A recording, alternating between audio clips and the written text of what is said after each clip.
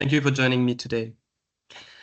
Can you all confirm that you hear me fine and that you can see me as well? You should also be able to see the presentation that I have shared. Can you please confirm? And then we'll get started.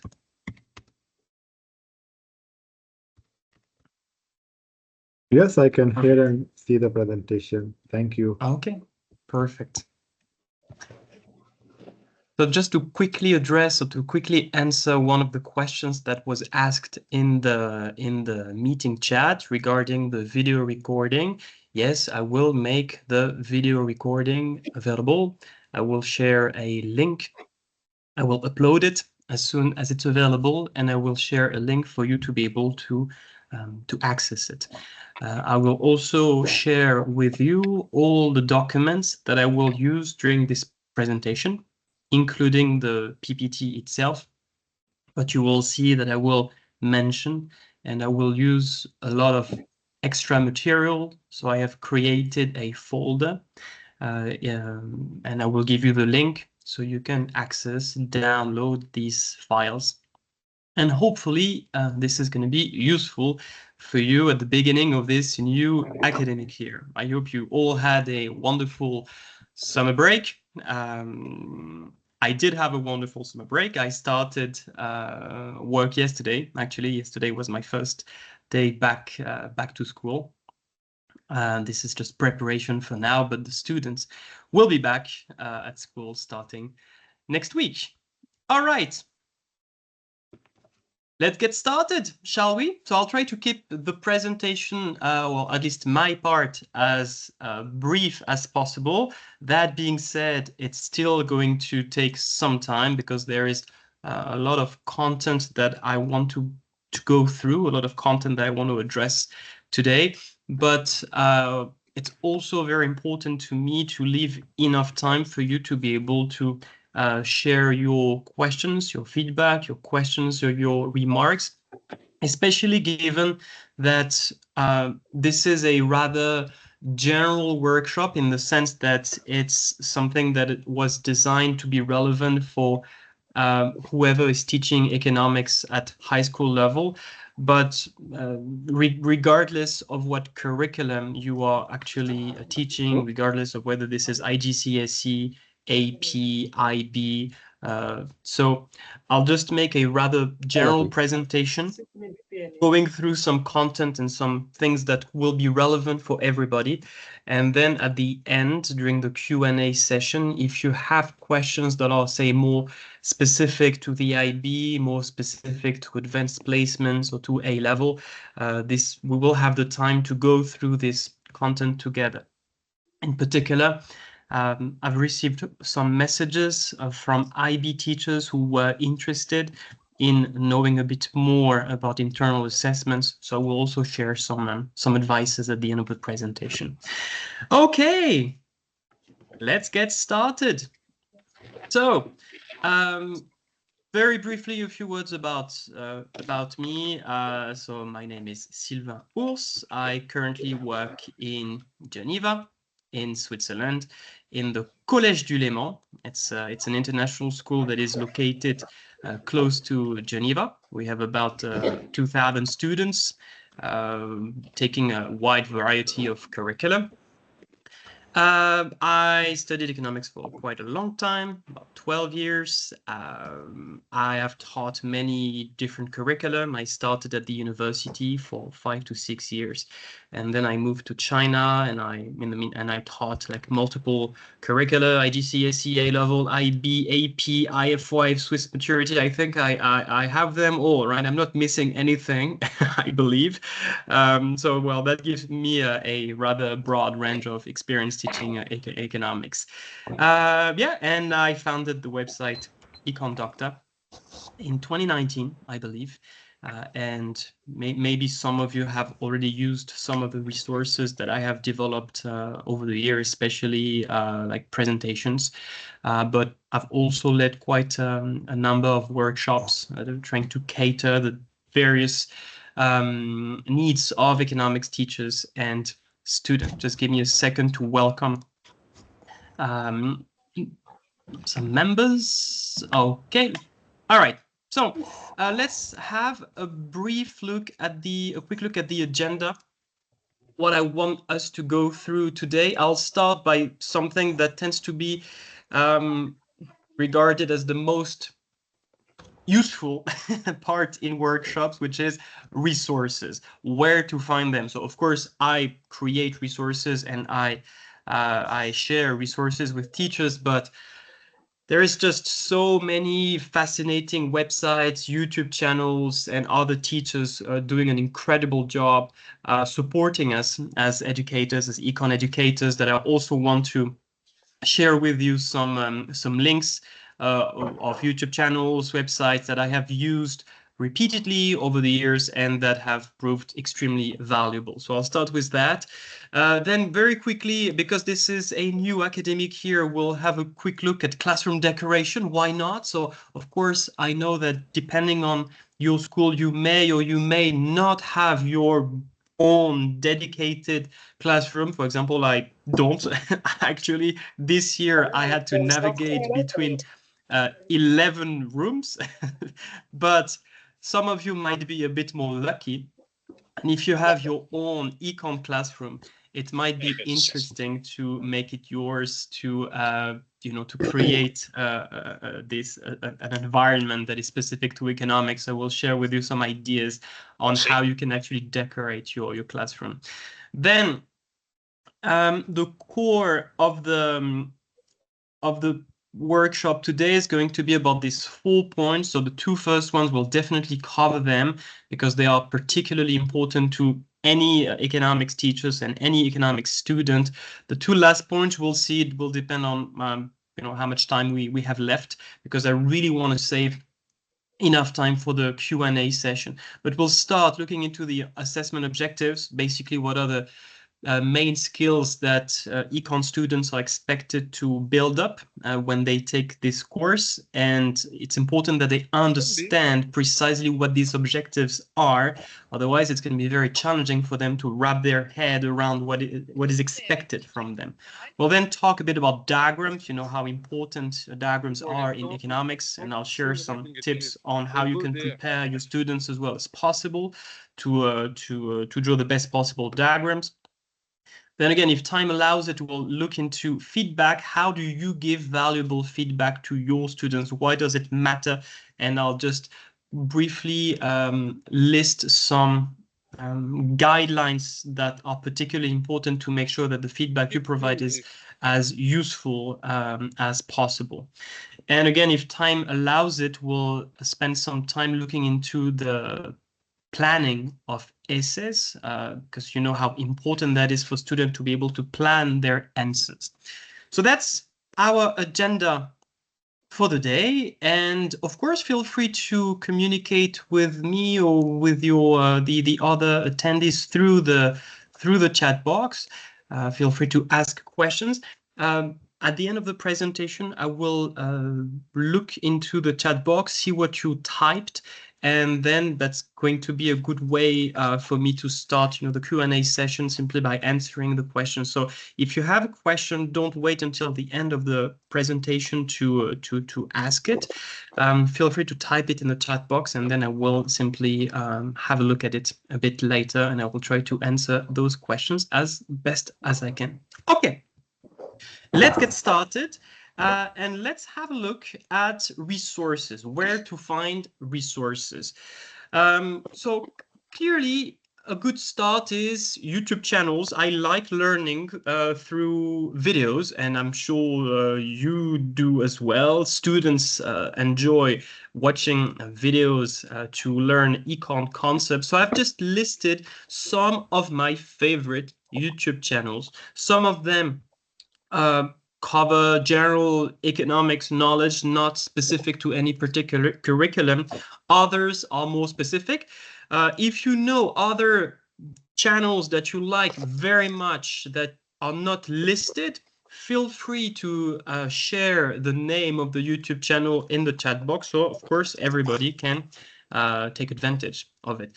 I'm not going to read them all. Of course, I love Khan Academy. I think they are doing just an incredible job, not only in terms of videos, but just all the content they develop is just absolutely amazing. MR University as well, Margin Revolution University is one of my favorite. They make videos that are so instructive and that have been a big fan. Econ Plus DAO, especially for IB economics teachers, is absolutely amazing. Regarding AP, you have Jason Welker, Jacob Clifford, and Review Econ, which is, again, 3 channels that I've used a lot when teaching AP economics. For IB economics in particular, I'm a big fan of Brad Cartwright's job, and I've attended some of his workshops in the past, and I can only highly recommend that you take part in his workshops. It's really amazing. He shares great resources that I have used over the years. And well, I do have my own YouTube channel. I don't really post many videos, but of course you can have a look in it.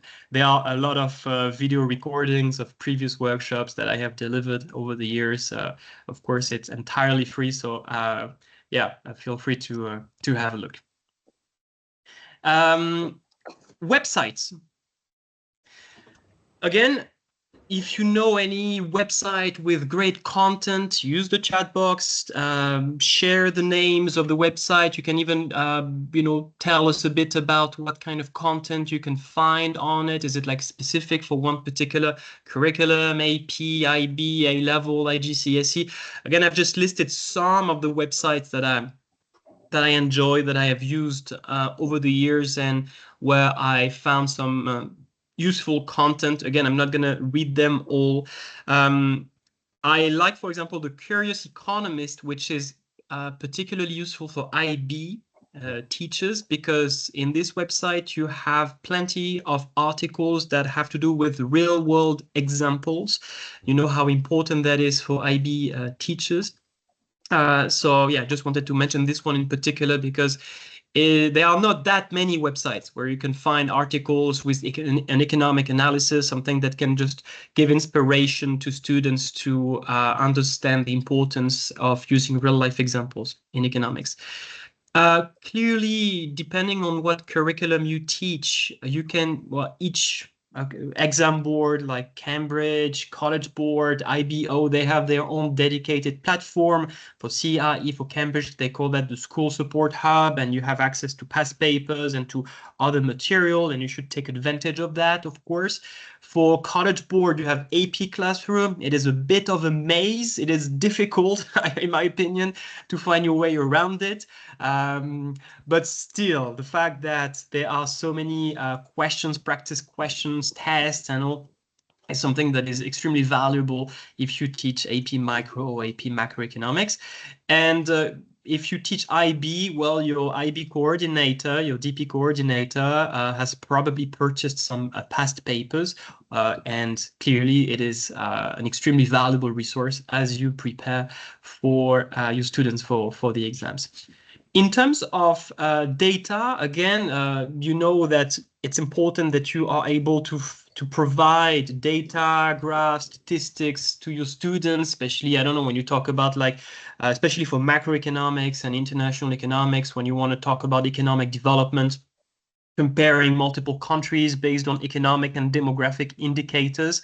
It's important that you can find up-to-date data that is reliable. So these are just a few examples of websites that I used. I'm a big fan of the last one, Our World in Data. It's just fascinating. There are so many statistics, but not only statistics, like analysis and comments, definitions of indicators with very visually appealing graphics and diagrams. So I'm a big fan of this website. Statista as well has a wealth of information that you can use for your students. And finally, in terms of external sources of information, well, don't forget social networks. I am myself a member of various Facebook groups, WhatsApp or WeChat groups, depending on where you work. And I firmly believe in the fact that just exchanging, talking with colleagues, with teachers, just sharing with them some issues you have, some doubts, is something that is extremely useful, because it sharing your ideas can really inspire other people. You can benefit from their feedback. And I don't know how many messages and questions I have asked on social networks over the last, say, 10 years, but I know that I have learned so much from other colleagues through these social networks. So make sure you do take advantage of that. Right. Let me have a quick look at what you typed.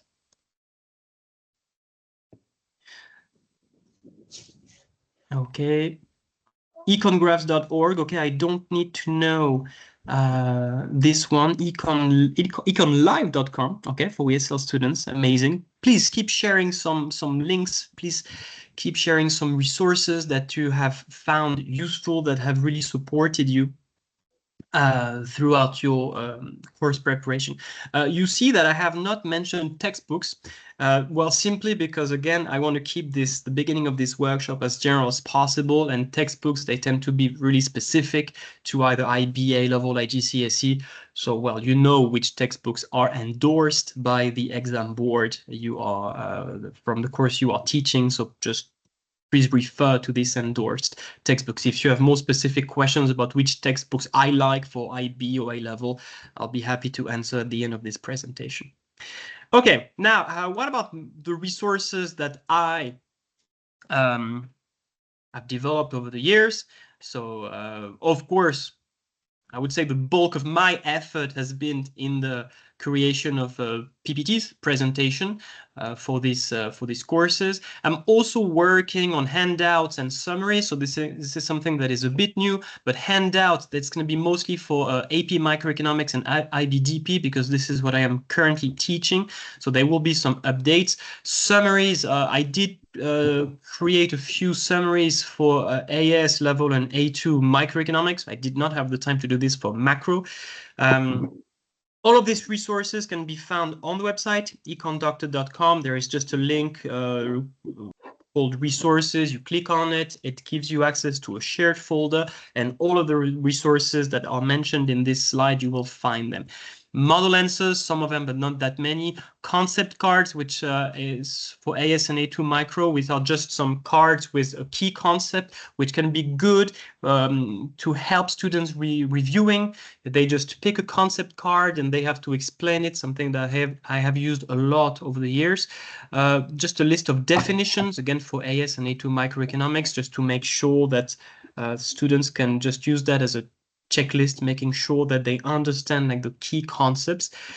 Some past workshop material, especially about essay writing, but also about the AS and A2 microeconomics curriculum. A YouTube channel with video. And let me spend some time talking a bit more about this new, let's say, app that I have developed. It's on the website. Let me show it to you, actually, because it is something that I worked on over the summer. I don't know if some of you have tried using it. So let me share something else. And who knows, maybe you're gonna find that fun, and you will want to use it with your students. So over the summer, I tried to develop an AI-powered economics vocabulary game, because I was simply trying to find ways to make, like quizzes, like vocabulary quizzes, a bit more engaging. And I just had an idea and say, oh, what if we just simply ask students to type definitions, like a keyword pop-ups, and students simply have to write a simple definition, and then we can simply use AI to assess the quality of the definition. Is it accurate? Is there anything missing? Is there anything that is not relevant? And then trying to grade the definition from 1 to 10 to allow students to compete. How much they like competition, to play against each other. So I spent some time working on this vocabulary game, and it works quite well. And I experimented it a bit just before the holiday with some of my students, and I was really overwhelmed by well, I was really happy to see that they loved it. They were so engaged and they took it very seriously. And I just wanted to show it to you, so I created a demo. So you see in the PPT there is just a code. And let me just show you how it works. So you just click on Join Game. There is a game code. You can choose your player game, the name of your player. You choose your avatar, and then you're ready to play the game. Okay, and then you have these key concepts: marginal cost of production, and you have 60 seconds to type a definition. So let's see, I'm just going to type a simple definition. It's quite tough to get 10 out of 10. So let's see, I'm probably going to get a 7 on 8. Let's say it's the change in total cost that is caused by an increase in production by 1 unit. Okay, so it's a simple definition, and I submit it, and I will receive, okay, this is the key term. This is what the definition I typed. This is a standard definition, my rating, and I receive feedback on my definition. Okay, so let's see how I could have improved it. It could be improved by specifying that this change is associated with the production of the last unit of output, with a crucial element of the concept. Okay, of course, this has to be refined. It's still, I just spent about 2 weeks to develop it, but I think this is something that is promising and that students can really enjoy and can be a very useful tool to practice vocabulary. Let's say at the end of a chapter, you want to spend 10, 20 minutes practicing vocabulary.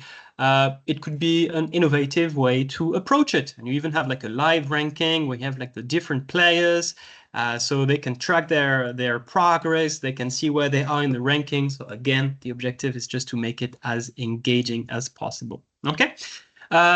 So yeah, that's something I've been working on. It's entirely free if you want to use it. I have not yet entered like all definitions. I will improve it, but I'll just I'll share more information as soon as it's been improved. Okay, I'm working on other projects. I'm not going to tell you too much about that. This one is going to be quite cool, but I don't want to say too much about it because it's still at a very early stage of development. A student report generator that can be quite useful to save some time. A diagram generator, that's going to be cool because right now, if you ask like, there is no AI model that is able to generate some satisfying economics diagrams. And I don't think we are anywhere close to that. Like if you ask ChatGPT to generate like a monopoly diagram or something like that, it's not going to look good.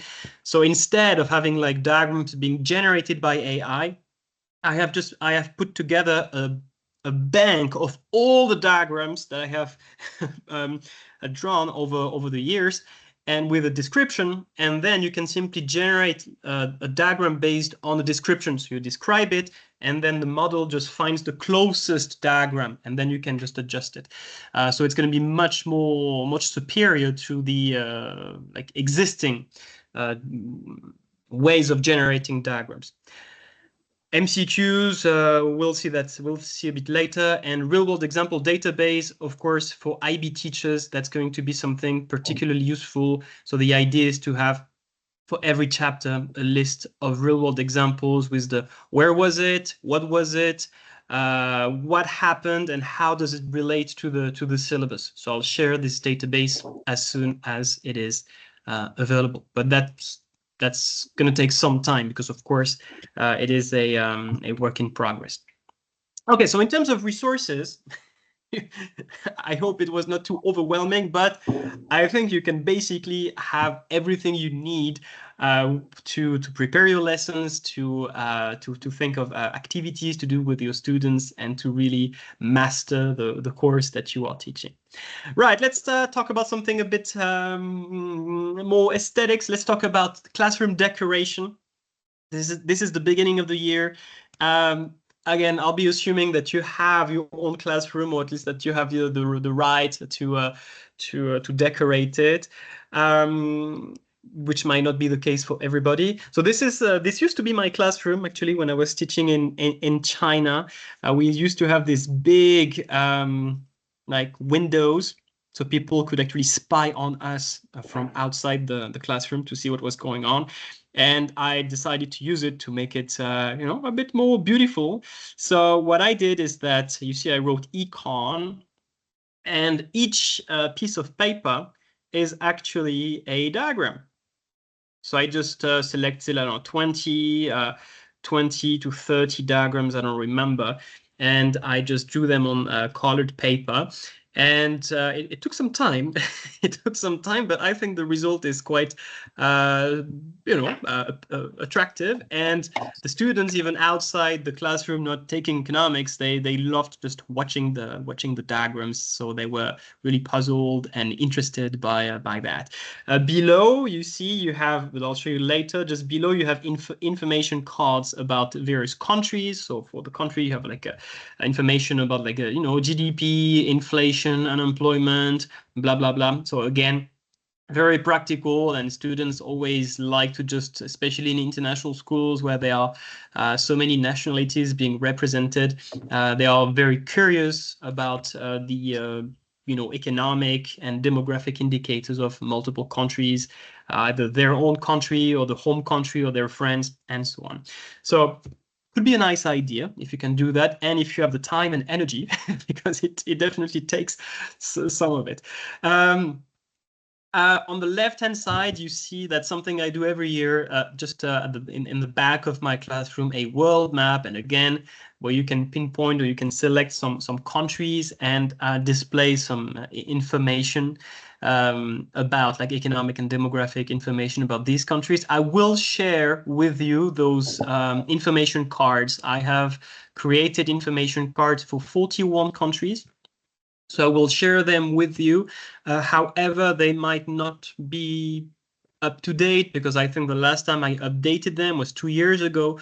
But you can use that as as a starting point and just update the information, so you don't have like to start from scratch. On the right hand side, sorry, you have this used to be the door of my classroom, and I decided to just print the banknotes of the 10 most traded currencies in the world.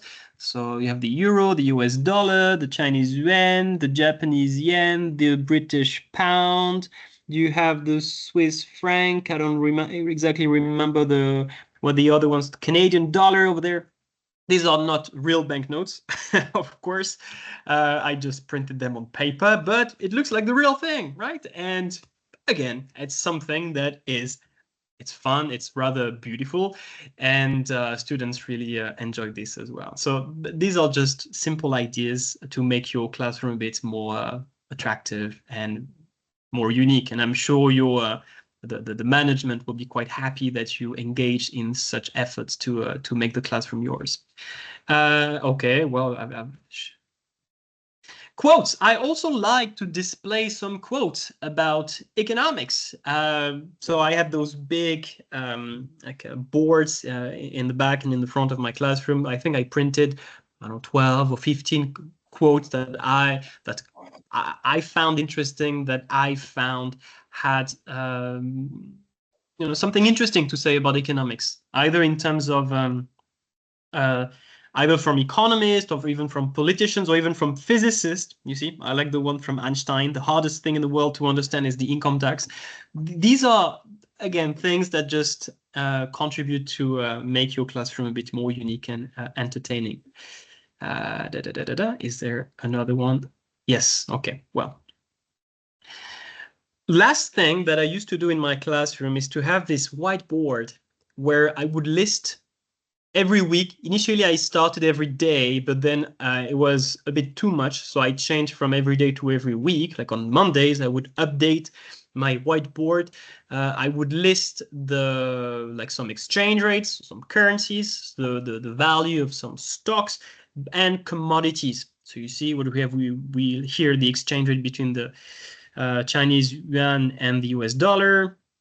some commodities, even some cryptocurrencies, because some students seem to be interested in that, stock market, indexes, what else? And some commodities, coffee, copper, wheat, beef. You can choose anything. You can choose anything. And whenever there is like 1 week where you notice like some kind of a big change, I don't know if there is one here, no. But like if you see, oh, like over the 1 week, like the price of beef increased by say 5%, it's quite a lot in just a single week, then you can try to discuss that with the students. Say, oh, what happened? What caused it? So again, that's something that can really trigger some interesting discussions. And remember, every Monday, students were interested in just looking at the whiteboard and see what happened. Say, oh, oh wow, how? And they were just very inquisitive and say, oh, what happened to the Nasdaq? There was like a 10% drop just over a week. And you might not know the answer as a teacher, but you say, okay, let's spend 5 minutes trying to answer that question. So again, some ideas that that you can use. And again, of course, if you have more ideas in terms of classroom decorations, use the chat box. Share that information with everybody so we can all take advantage of your experiences. Okay, all of the documents that I'm going to use during this presentation will be available at this address. So the link has already been activated. So if you go there, it's going to give you access to a folder where you will have this presentation, you will have the video recording as well, and all of the supporting documents that will be used throughout this presentation. Okay, good. So we are finished with where to find resources. We're done with classroom decorations. Let's now talk about something that, in my opinion, is super important for you and for your students, which is really about understanding the assessment objectives. Why is that so important? Because if you or if they do not really understand what is expected from them, what skills they are expected to develop and to demonstrate during the examinations, there is no way they can be successful in an exam. Or to put it differently, there is no way they can achieve their full potential. It's like knowing the rules of the game. When you play a game, it's important that you know the rules. Otherwise, it's going to be difficult to beat it. Okay. So clearly, the assessment objectives do vary a bit from one econ course to the other.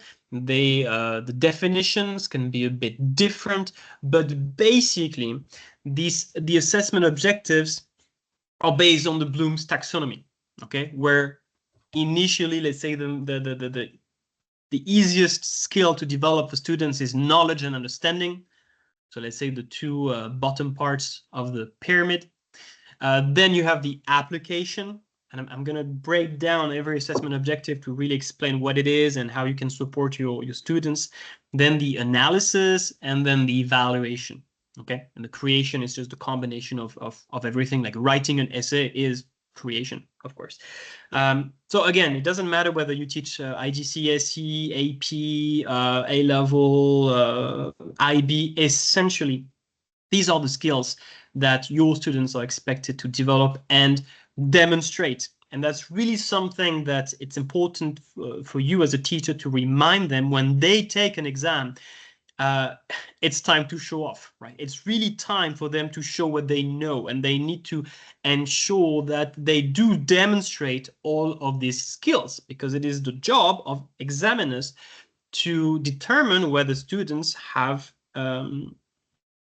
acquired a good command of those skills. So it's important that they understand that, to make sure they don't leave anything behind, they don't forget to demonstrate any skills when taking an exam.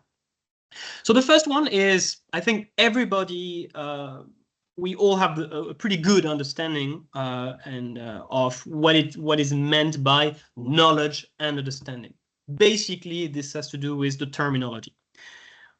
When your students, they learn economics, they learn a new language. There are so many key terms that have to be used properly in the right context.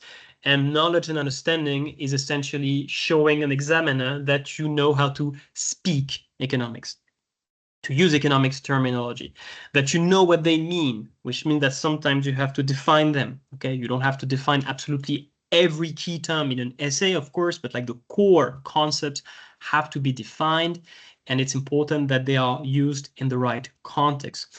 Knowledge and understanding can mean to do the definitions. It can involve giving some formulas. Okay, for example, the price elasticity of demand. It's important that you show that you know what is definition, how we actually calculate a price elasticity of demand.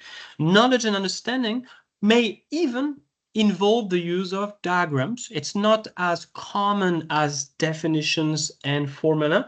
But like, for example, if you draw a diagram representing consumer and producer surplus, this could be regarded as a way of showing your knowledge and understanding of these concepts.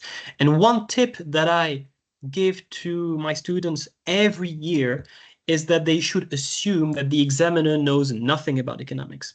Because in that case, under this assumption, this forces students to explain everything. If instead they are in a state of mind where they know that they write for an economics teacher, they know they write for someone who knows what inflation is, they might simply forget that, oh, but you need to define it, right? But under the assumption that they are writing for someone who's not experienced with economics, who does not have any prior knowledge of economics, that makes it super important to define important terms. And even later, as I'll explain, it also makes it particularly important for them to use example to illustrate the arguments that they are making. And so overall, this is probably one of the best advice you can give to your students. And even myself, when I prepare for lessons, I always try to organize my lessons and the content that I develop under the same assumption. Okay, second assessment objective that tends to be required or that students must develop in most econ courses is application.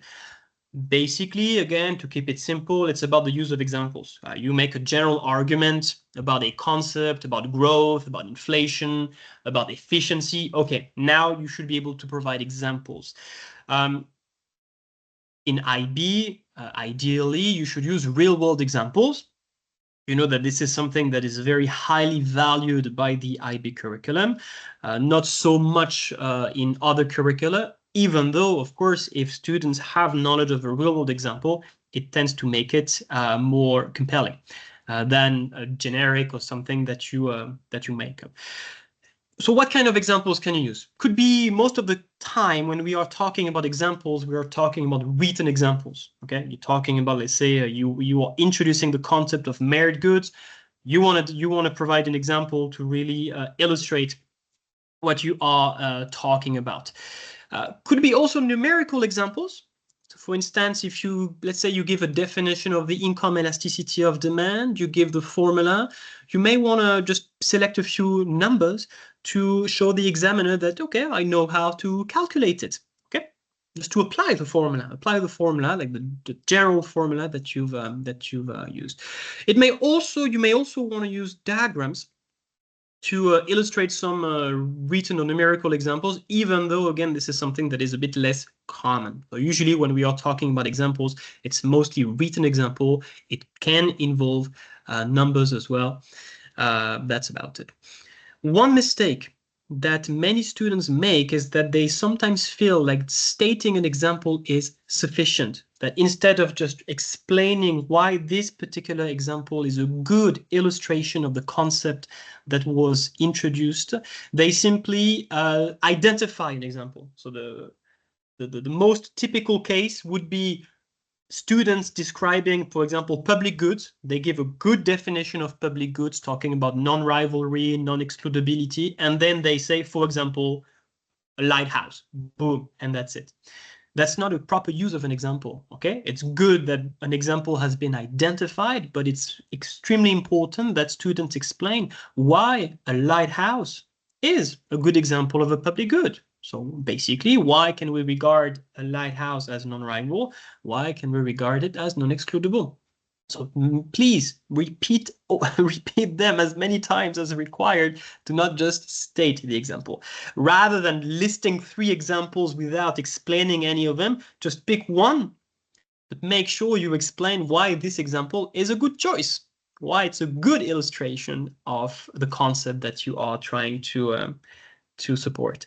Second tip that I often give them is to make sure the examples that they use are as diverse and relevant as possible.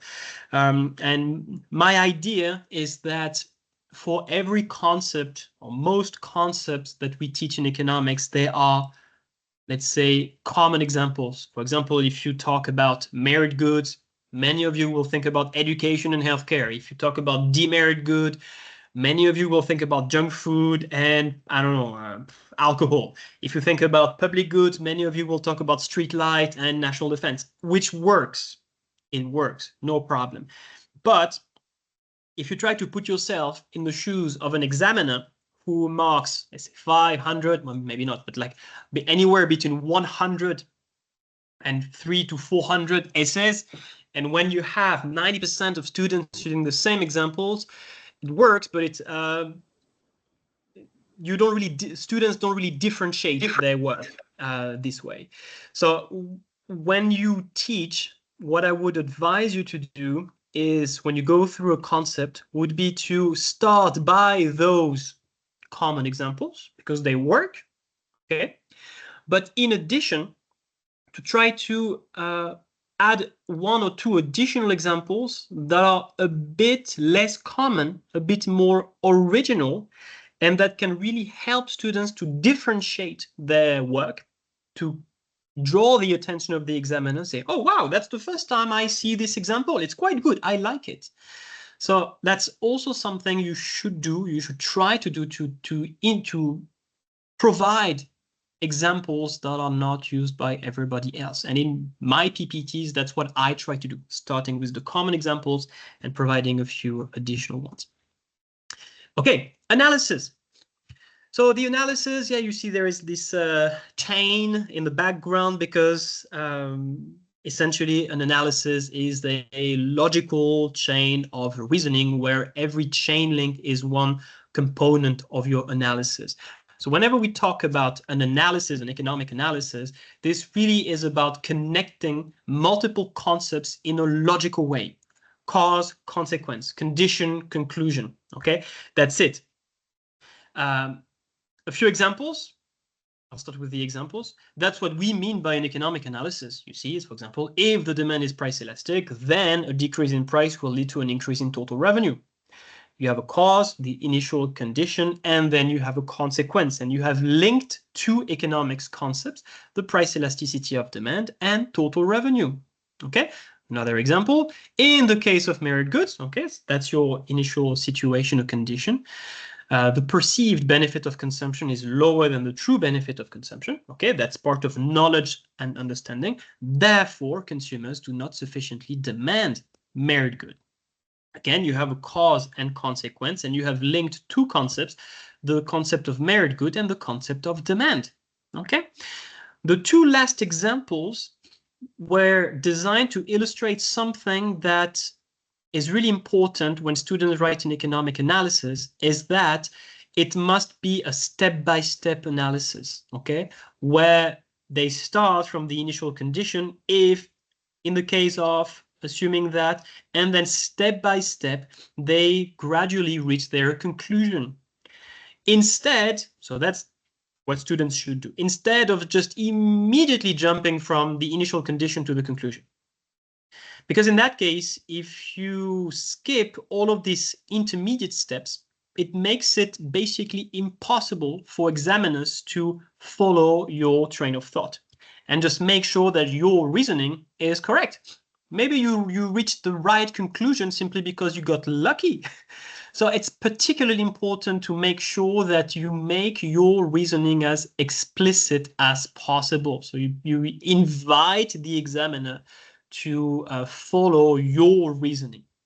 And the two last examples that we have here show the one that we have here, if the interest rate goes up, then imports will fall, is an example of an analysis that, while not necessarily false, is really hard to assess. Imagine, I'm sure many of you are examiners, have worked as examiners, and even if you have not worked as an examiner, you've marked hundreds of papers. When you see something like that, oh, you say, oh, it takes time, right? It takes time to assess whether this is right or wrong.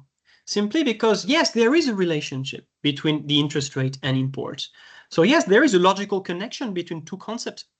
But you see that there are so many steps that have been skipped, that have been overlooked.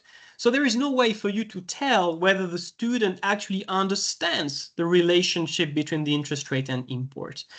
A better analysis, at least written analysis, would make those intermediate steps explicit. Okay, and this is what we see here, the last point. The last point starts from the same initial condition. If the interest rate goes down, reaches the same final conclusion, imports will decrease, but adding those intermediate steps really helps you to assess or to double check that the student gets it right and really understands the mechanism that can explain this relationship. When writing examples, when writing an analysis, students often have to make arguments to make a point. And usually, when making these arguments, when making this point, I encourage them, at least, to use something that I call the C method, which is essentially how to structure an argument. So the argument can be part of the analysis, it can be part of the evaluation. We'll talk about that in a minute. It doesn't matter. But essentially, when you are making an argument, there are three essential components that should be part of it. The S is for state. It's like the title of your point. I'll show you some examples in a minute. You always start by a statement, just to say, okay, that's what my point is going to be about. Like the introduction, if you want, the introduction of your point. Then the first E is for elaborate or explain. You've made your argument, you've stated your argument, now it's time to explain it. Okay, that's mostly when you do your economic analysis. And sometimes, not necessarily, but sometimes it can be useful to add an example. So the second E is for exemplify. Once you've stated your point, once you've explained it, if relevant, you might want to illustrate it, and that's the application part. So you may use an example to say, okay, now for you to help you understand what I'm saying, let's just pick an example. This method tends to be quite effective, and it does provide some scaffolding for students to know how to approach certain questions and how to answer them in a structured way. You may even, of course, use diagrams if relevant to support your explanation. Some examples. Okay, I'm not going to read everything, so I'll let you read the content of this slide. But this is an argument about the relationship between the PD and the tax incidence on producers. So you see, I start with the statement, right, like the title of my point. I continue with the explanation to just justify the reason for which I am allowed, like logically speaking, to make that statement, and then I use a diagram to just explain that. Okay. I have not included the diagram in this presentation, but that's basically what I would have done. Example number 2, again, another argument now about macroeconomics and the relationship between economic growth and environmental damage. So again, I start with my statement. I explain it, and that's part of my economic analysis. And then just to make my to facilitate the understanding of my point, or to make it more specific, I use an example just to clarify and to show the examiner that I'm able to provide a specific example to illustrate my general argument. In the folder that I have shared, like the link, econdoctor.com/workshop, there are 2 Word documents. I believe these are Word documents with additional examples. of arguments that are well written, but also examples of arguments that are not well written. And you can provide these examples to your students and ask them, okay, for in this example, for example, what's good and what's bad? How could we improve it? What's missing? I think I used 3 categories, like very bad arguments. I wrote them myself, but I wrote very bad points on purpose. Average arguments, where some of it is good, but there is still room for improvement, and arguments that I would consider like very well structured and explained. So using these 3 levels of arguments can be useful for students to understand what's what's good and what's bad, essentially, in terms of writing a convincing argument. Okay, final one tends to be the most tricky for students, but for teachers as well. We all have like a common, like the same understanding of knowledge and understanding, application and analysis. But when it comes to evaluation, what I noticed over the years is that many teachers do have a different perception of what is an evaluation. So usually I start by asking 3 questions. What to evaluate? Like in an essay, of course, when we talk about evaluations, we are talking about essays. So what do we actually evaluate? How do we do that? And no, it's not for whom. That was just a joke, maybe a bad joke. But how? Why do we evaluate? Why is it necessary? Why is it necessary to evaluate? What value does it add? And in fact, it's very important that us as educators, that we understand that we understand what it is, what content is meant to be evaluated, how we actually produce a good evaluation, and what is the overall purpose. So, in fact, for this part, I'll try to follow my slide a bit more precisely, because I think it's particularly important. When answering an essay question, of course, you should provide an answer. It seems silly to say that, but you've probably experienced so many work from students that do not provide an answer to the question, that either go off topic or that just consider some like arguments on both sides, but do not really reach a conclusion. So you must answer, students must answer the question. And often when they answer some questions involving an evaluation, so could be if you teach IBDP, this would be paper 1, part B. If you teach A-level, this would be, again, the second part of essay questions. What students often do is that they consider, or they list arguments on one side, and they list arguments on the other side. And they feel like, okay, I've considered both sides, so I have evaluated the question. That's not exactly what students are expected to do. Of course, they need to have arguments on both sides, to consider one perspective, to consider the other, definitely. But then it's important that they confront this argument, that they try to say, so, okay, so I have these arguments on that side, these arguments on the other side. So basically, which part is the most convincing, which arguments are the strongest, and depending on the relative strength of my arguments on one part and the strength of my arguments on the other part, I should be able to provide an answer. So yeah, students must discuss whether the arguments on one side outweigh the arguments on the other side. Okay, that's basically how we can provide an answer to the essay question. But unfortunately, things are not as simple as that. Why? Because in fact, an argument can be valid in certain circumstances. It can be very strong, it can be very powerful under certain conditions, but it may be very weak or even irrelevant under other circumstances. So in fact, when you are trying to compare like how much weight each part of your essay carries, it depends on circumstances. There are certain conditions that make certain arguments very strong, powerful, convincing, and there are certain conditions under which they are weak and irrelevant. And that is the purpose of an evaluation, to try to take a step back and say, all right, so I just made a point about, just made an argument about, I don't know, the consequences of an expansionary fiscal policy and the possible inflationary pressures that it has. Okay, but is it always true? Is it always true that an expansionary fiscal policy will lead to inflation? Maybe not.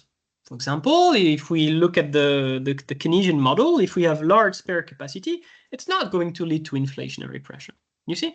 So that's really the evaluation is when you look at, when you examine your arguments and you try to determine the conditions under which their strength or their validity is particularly strong and the conditions under which they are particularly weak.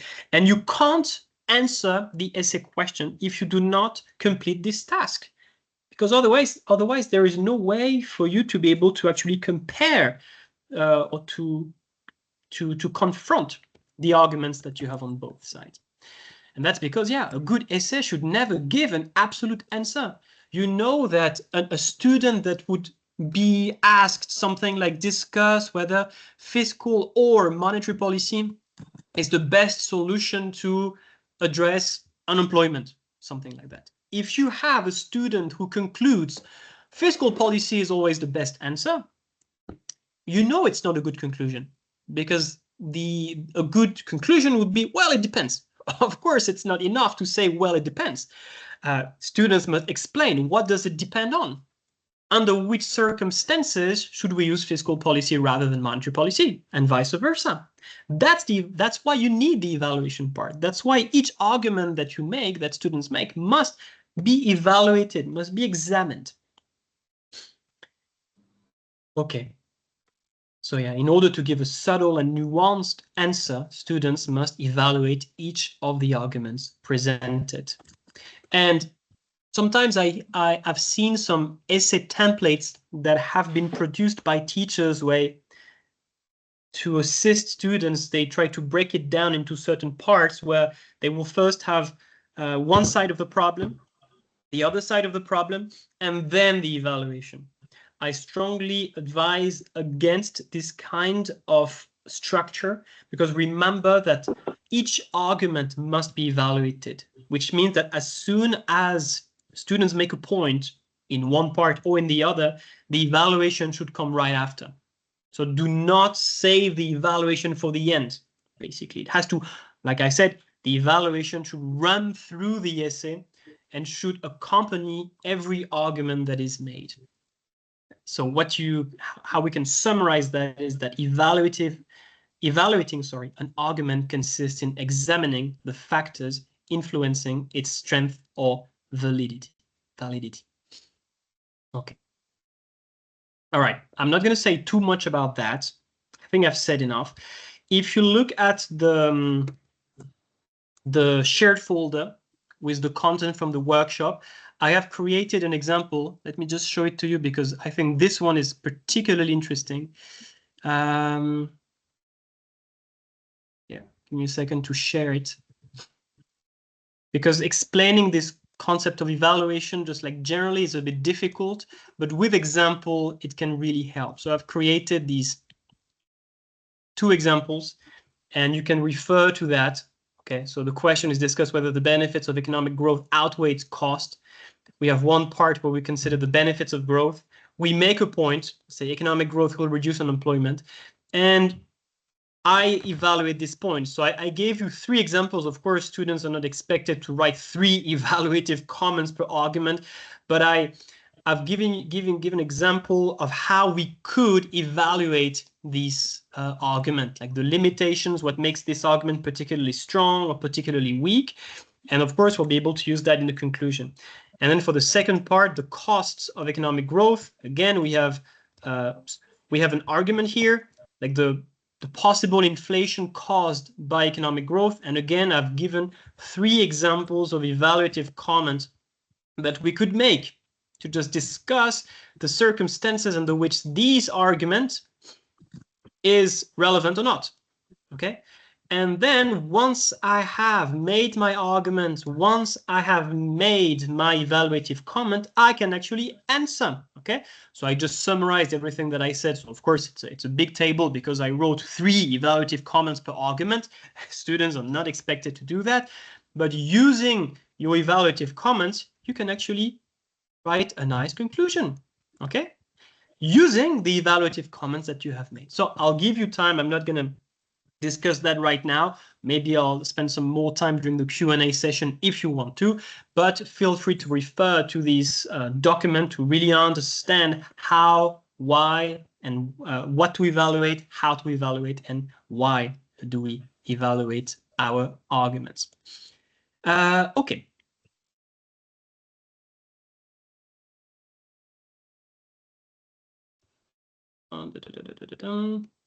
Wow.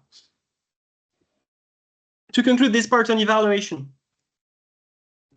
you know that there are some teachers that suggest, that have tried to find some acronyms like the CLASP method to evaluate, just to identify the various types of evaluative comment that you can make. So there is the CLASP classification. There is the WE-STEPS classification. It doesn't matter to use whatever you feel comfortable with. What I use is a classification that I created myself, and I call it the test classification, because when going through most evaluative comments that you can make, I realized that they can be organized into 4 categories: type, elasticity, size, and time. And well, test kind of sounds quite good, right, for a classification. So the test classification, it works quite well, and my students enjoy working with this classification to make sure that they really take every opportunity to write good evaluative comments when writing essay questions. Again, in the shared folder in which you have all the workshop material, I have added a document that is called the test classification for evaluation. And for every category of evaluative comment, you have examples of how you can actually use that. So I went through the syllabus and I tried to list as many evaluative comments for every concept, and I'm sure you and your students can find that useful. Okay, good. Well, so basically now we have 2 options. I'll stop sharing my screen first. We now have 2 options. It's been 1 hour since the beginning of the presentation. We can continue and talk about diagrams, as well as essay planning, how to plan and structure an essay, which is absolutely fine with me. Or we can directly skip that, and I can simply leave you the floor, and we can start the Q&A session. So if you have any preference, just feel free to use the chat box to let me know what you prefer. We continue briefly discussing about diagrams and essay planning, which should take us about 20 to 30 minutes, I think. Or we just skip that because, yeah, okay, I know how to use diagrams, and you already have your strategies to support planning and structuring essays. And we move into the Q&A session as right now, essentially. Let me briefly go through the chat box first. See what you wrote.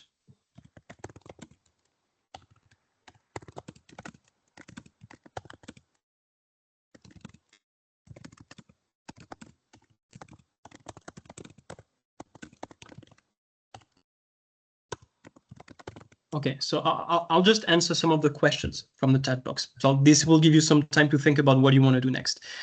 Okay.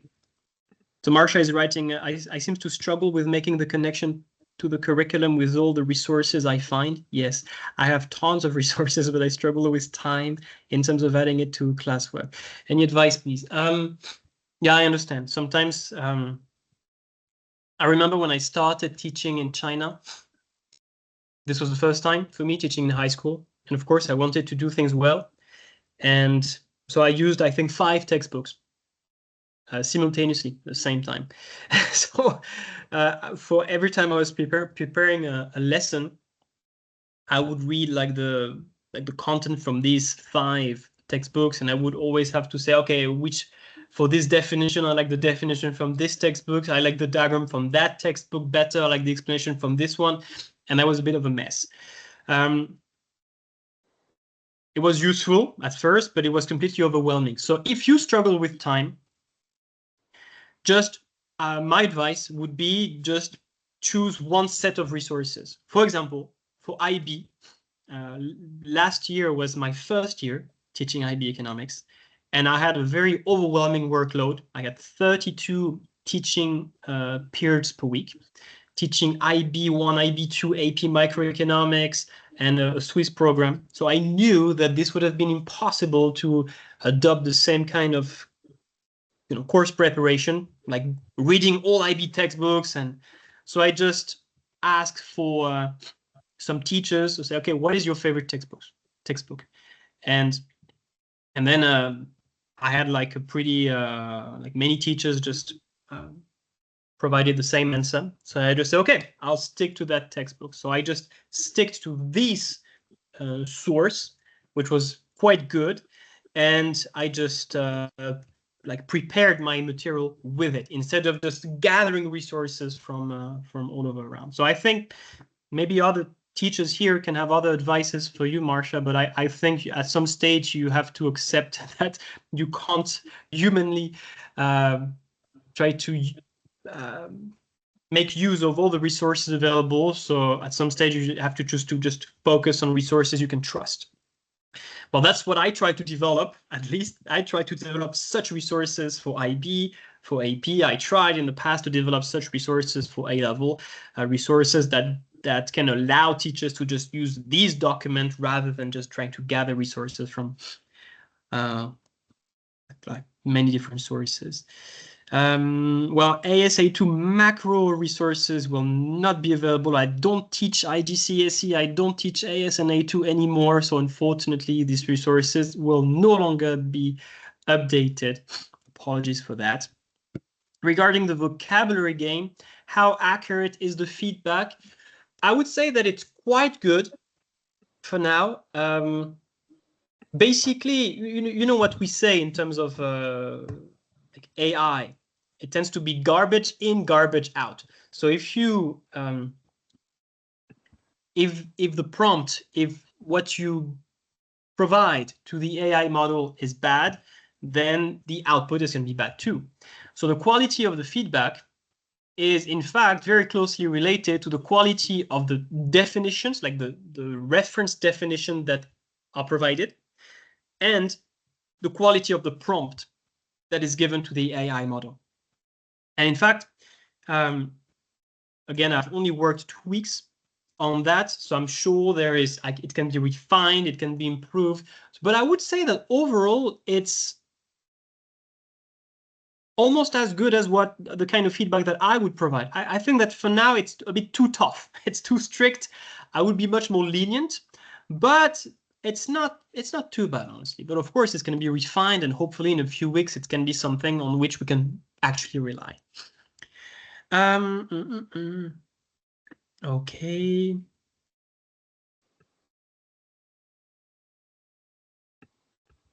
Right, so the link for the workshop, if it says forbidden, okay, I'm sure I'll share another link, either on check the Facebook group or the LinkedIn or WeChat, and I will share a link that works if it says forbidden.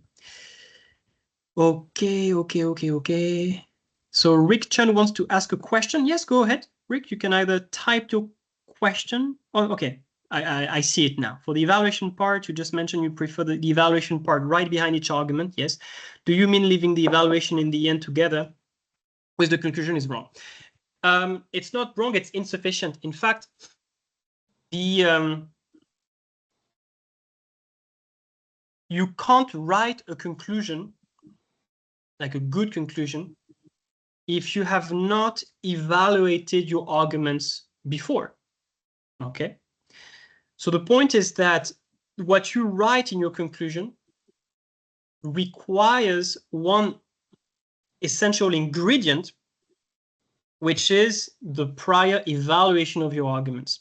And please refer to the document that I have shared and the one I just showed a minute ago. My point is that it has to be both, okay? It's not just after the argument or just in the conclusion, it's connected. You make an argument, you evaluate your argument, and then in your conclusion, you use the evaluative comments that you have made to answer the essay question. Okay, so apparently more of you want to continue. Do we have a recording of today's workshop? Yes, we will have a recording of this workshop. I will share a link that works. If this one doesn't, maybe on my drive. What software program do you use to create your diagrams? I use PowerPoint. I'm sure there is a better way to do it, but I've become very familiar with PowerPoint to draw diagrams, and it looks quite good. So I'm happy with it. Okay, so yeah, only PowerPoint. For the evaluation, okay, you could see another E to the C method. Yeah, that's a good idea, but the idea of the C method is really to make a point, to make an argument. In fact, an evaluative comment is an argument in itself, right? So when you write an evaluative comment, it's a point in itself, so you should use the C method to write your evaluative comment. So instead of being C with an extra E, it should be C for your original argument plus C, the evaluative comment of your argument. Can you break down the IA criteria in details? No, but I have better. I actually recorded 2 videos for my students.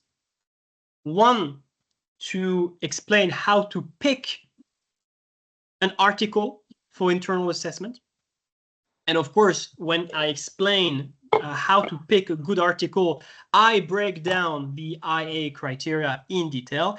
And there is a second video that I recorded for my students, which is about how to write your first draft. Which again, plenty of advices for them to write the best possible draft. In fact, for these 2 videos, I used material from Brad Cartwright. I did not attend his IA workshop, but he has a lot of very good material about internal assessments in economics, for IB economics. So I mostly relied on his material, and I made a few comments on the documents that he wrote to guide students as well as possible. And at the end of the presentation, I'll show you, give me a minute. At the end of the presentation that I will share with you, I have included those 2 videos. So this one is about, how to pick a good article. And this one is how to write an amazing first draft. So again, you will be able to access. They are not public on YouTube. It's on a different channel. It's not on my, I have like a channel for my students. So that's why it's not on my regular YouTube channel, but I will share the links. So you have access to these 2 videos, and well, you can even share them with your students if you want.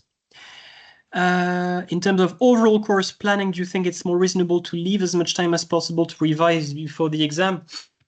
Well, of course, it's all about balance. You should allow sufficient time for content coverage to make sure that you give your students enough time to build up their skills, to build up their knowledge, to learn skills step by step, to review, to do practice, to have a look at past papers.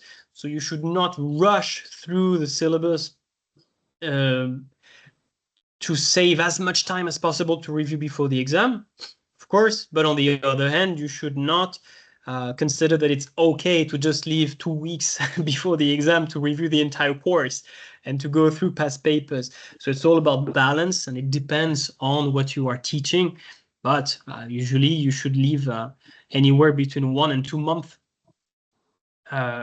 before the final exam. Again, it depends on many parameters, but just as a rule of thumb, I would say anywhere between 1 and 2 months before the exam to make sure that they have enough time to just review, practice some past paper questions, and gain confidence before the exam. Okay.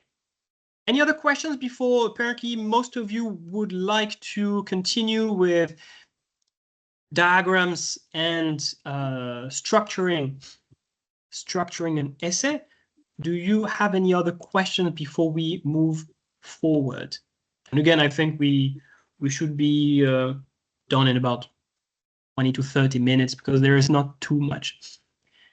Did you design a bot to give feedback on IB essays? Not yet, but soon, yes. But that, again, I'll try, but I know how to do it. But is it really going to be reliable? Is it really be something that we want to use? I don't know. At least if I use it, it's not going to replace, of course, and I think we all agree with that. It's not going to replace my feedback. This is something that I would give to my students so they can receive feedback on their draft before submitting their first draft. So at least they can have like an overall and some basic and general feedback on what they did. So they can correct their draft before submitting it.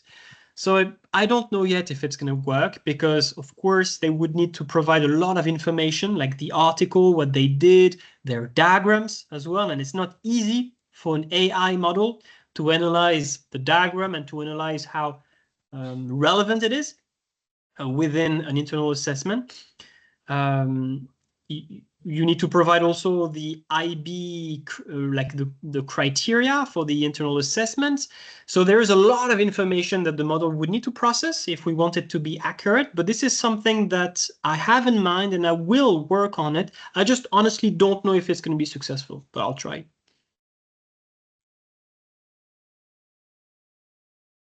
Yeah, some do exist, but if you want a bot to give good feedback on IB essays or even internal assessments, again, you need to provide a lot of information, like mark scheme, the questions, like the IB, even the curriculum itself, like the syllabus, the diagrams, a mark scheme. So it's a bit heavy in terms of input, but possible. But I'm not like an expert at developing this kind of apps, but I'll give it a try. Okay, let's continue. Let's have a look at diagrams. Right, so diagrams. Okay. So first, it's important to understand why. Why diagrams? I've identified 4 main reasons. Number 1, because diagrams can really support an explanation or illustrate an argument that you're making. Number 2, because it's very effective at conveying information. It's very effective at summarizing information and just sharing information with the examiner very effectively. You know, you all know the say that goes, one picture is worth 1,000 words. Yes. So from that perspective, diagrams are particularly useful. Reason number 3, because it's a skill. You like drawing, interpreting, commenting diagrams is a skill students must develop. And of course, if they write an essay without a diagram, there is no way for an examiner to be able to assess whether students actually know how to do it. And number 4, because sometimes, especially let's say for AP, you are answering MCQs, you have an MCQ, you're not too sure about it. Very often, graphing it can help to just eliminate any kind of doubt. If you don't really know whether the answer is A or C, just take a piece of paper, a draft, you graph it, and boom, you do find the answer. So yeah, diagrams. These are the 4 main reasons for which students should use diagrams. Now, I'm not going to comment every single of these guidelines. I'm just going to highlight some of them. But these are basically all the rules that I have identified to make sure that students use diagrams as well as possible. Maybe a few words about this one. Choose an appropriate scale. Many students, they draw diagrams that are way too small. This is something that I never really understood. They should use, as much space as possible. Okay, usually that's the problem. They tend to be too small, and it's hard to see what's going on. Okay, I'll just give you a second to read the other guidelines. But like this one is probably the one that I really want to emphasize for now. If you have any question about any other guideline, feel free to type in the chat box. Yeah, I also want to emphasize this one. Center your diagram and do not write anything besides. I really don't like it when students, they draw a small diagram, say on the left of their page, and then they just wrap text around it. They write besides their diagram. That's really something that I don't like. In my opinion, it should be avoided. You center your diagram. It's big enough so you don't have room to write to the left or to the right. And yeah, that's it. Visually, it's much more attractive, comfortable to read and to analyze. Okay, the labeling is quite obvious. This one is also quite important, using arrows to show movement whenever there is a shift, right? Like a shift in demand, supply, PPC, whatever. Making sure that this movement is highlighted or is stressed using some arrows, and even movements along the axis. Like if you have an increase in the equilibrium quantity, you can show it with an arrow on the x-axis. You have an increase in price, use an arrow along the vertical axis. Of course, diagrams must, below the diagram, there must be a comment to just explain what there is to see. What is the purpose of this diagram? What does it show? What did I choose to include it in that particular essay question? What value does it add? Why is it relevant to the question that I am answering right now? Okay, I'll give you a second to read through the other guidelines. And again, in the folder in which you'll have all the workshop material, I will share a document called 15 Tips to Use Diagrams Like a Pro. And each of these guidelines are explained.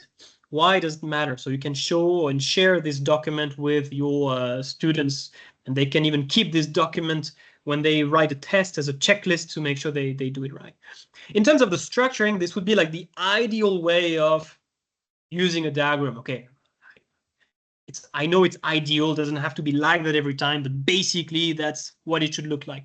So you start with the argument you make, that's your point. Okay, then you skip a line. Then let's say you want to illustrate your argument with a diagram. So you skip a line, you draw your diagram, you put it like big enough. That should be like, for most diagrams, if this is an A4 paper, this is what I would consider an appropriate scale most of the time. Of course, if diagrams are very simple, they can be smaller. If they are more complex, they will need to be bigger. I like to add a number and a title below the diagrams. Can be useful, and I usually, even though it tends to be not a requirement, but it's like good practice, so I do encourage students to use a number and a title. You skip a line, you write your comment. Oh, what is there to see? What is the purpose of this diagram? You skip a line and you move on. Okay, so again, it doesn't have to be as ideal as this all the time, but that just gives you an idea of how you should use a diagram within an essay question. So, okay, I think that's a diagram that looks quite good. Everything is labeled. You have some arrows to show movement. The scale is appropriate, comfortable to see. Everything is labeled on the axis as well. So it looks quite good. Same thing for this one. If you have used my material in the past, you must be very familiar with this kind of graphical representation. I always use the same colors and the same, they are standardized. But when you see a diagram like that, it's just easy to see, to understand. And for examiners, it's very comfortable to assess. On the other hand, oh, and maybe two final advices for teachers. Make sure your students use mini whiteboards. Mini whiteboards are super useful. So they can draw diagrams, they can erase mistakes. You can just very quickly go check what they are doing, and if there is any mistake, you can directly fix that on their mini whiteboard. So I think it's a good investment for your department if you do not have mini whiteboards already.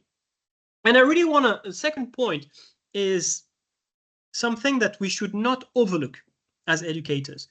Take your time when drawing diagrams on the whiteboard, because I know during a lesson, I don't know how many diagrams we sometimes draw. Maybe sometimes it's 8, 10, and that may tempt us to just go very quickly. You know, oh, I'm not going to label my axis. Oh, I'm not going to use an arrow to show movement. But the thing is that if you rush when drawing your diagrams, and if you end up drawing a bad diagram on the whiteboard because you are rushed, then students will just mimic this kind of behavior because they are rushed when writing an essay in an exam, right? So when I draw diagrams on the board, I always try to, like, to follow all of these guidelines, to label everything, to apply myself, just to make sure that all diagrams on the whiteboard that I draw manually are good. So then students, they tend to mimic this kind of behavior. So I think this is something that we should pay attention to as teachers. Okay, there are a few examples of diagrams from bad, quite bad as well. I'm not going to comment every one of them. Ooh, this one is particularly awful. But yeah, a bit better. I don't like it when there is text wrapped up around diagrams. That's why I included this one. Things not labeled, like this curve. And something good. Yeah, when you see something like that, say, yeah, okay. Of course, you can always find something that could have been improved, but I'm happy with that. When students draw this kind of diagrams, I'm happy. Okay, that's it regarding diagrams. I actually forgot that I also had something about feedback. In addition to the structuring part, how to give valuable feedback. Any questions about diagrams before we move forward?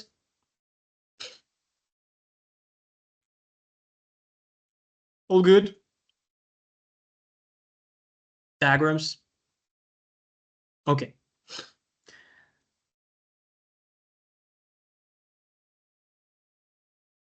Right. I think I'll skip the feedback part because otherwise it's going to be a bit too long. And basically what I wrote about feedback is mostly common sense. So I'll just send you this file. You can read why it is important to give feedback, and again some guidelines for you to be able to make sure that the feedback that you provide to your students is as effective as possible, given that you don't spend several hours per day giving feedback, because that it could be potentially very, very time consuming.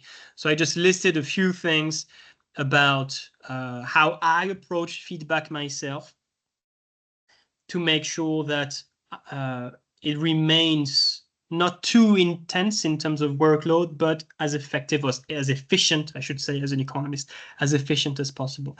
So I'll just let you go through this material yourselves. And if you have any question about anything I wrote, anything you may not understand, feel free to send me a message and I will be happy to assist. Okay, so planning an essay. So it could be, so not for AP, there are no essays, not really for IGCSE, mostly for A-level and IB economics. Well, first, you know that too many of our students, they write without a plan. They just see the essay question, say, oh, I want to do this one, and just count to 10 or even count to 5, and they start writing. And that always scares me so much when they do that, because writing without a plan is quite risky. So unless that student is a genius and is able to come up with a plan like mentally in 5 seconds, knowing exactly what they're going to do.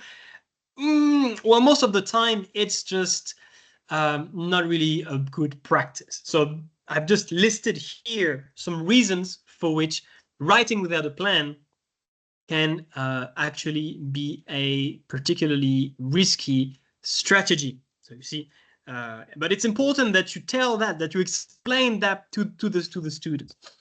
So how do we actually do that? Well, of course, when I'm saying planning, if you have like 1 hour, let's say 1 hour to write an essay, I'm not saying that you should spend 20 minutes or even 10 minutes planning, right? But at least sometimes. So it depends. It depends on students. It depends on how demanding the essay question is. But I don't know, like I would spend at least 5 minutes,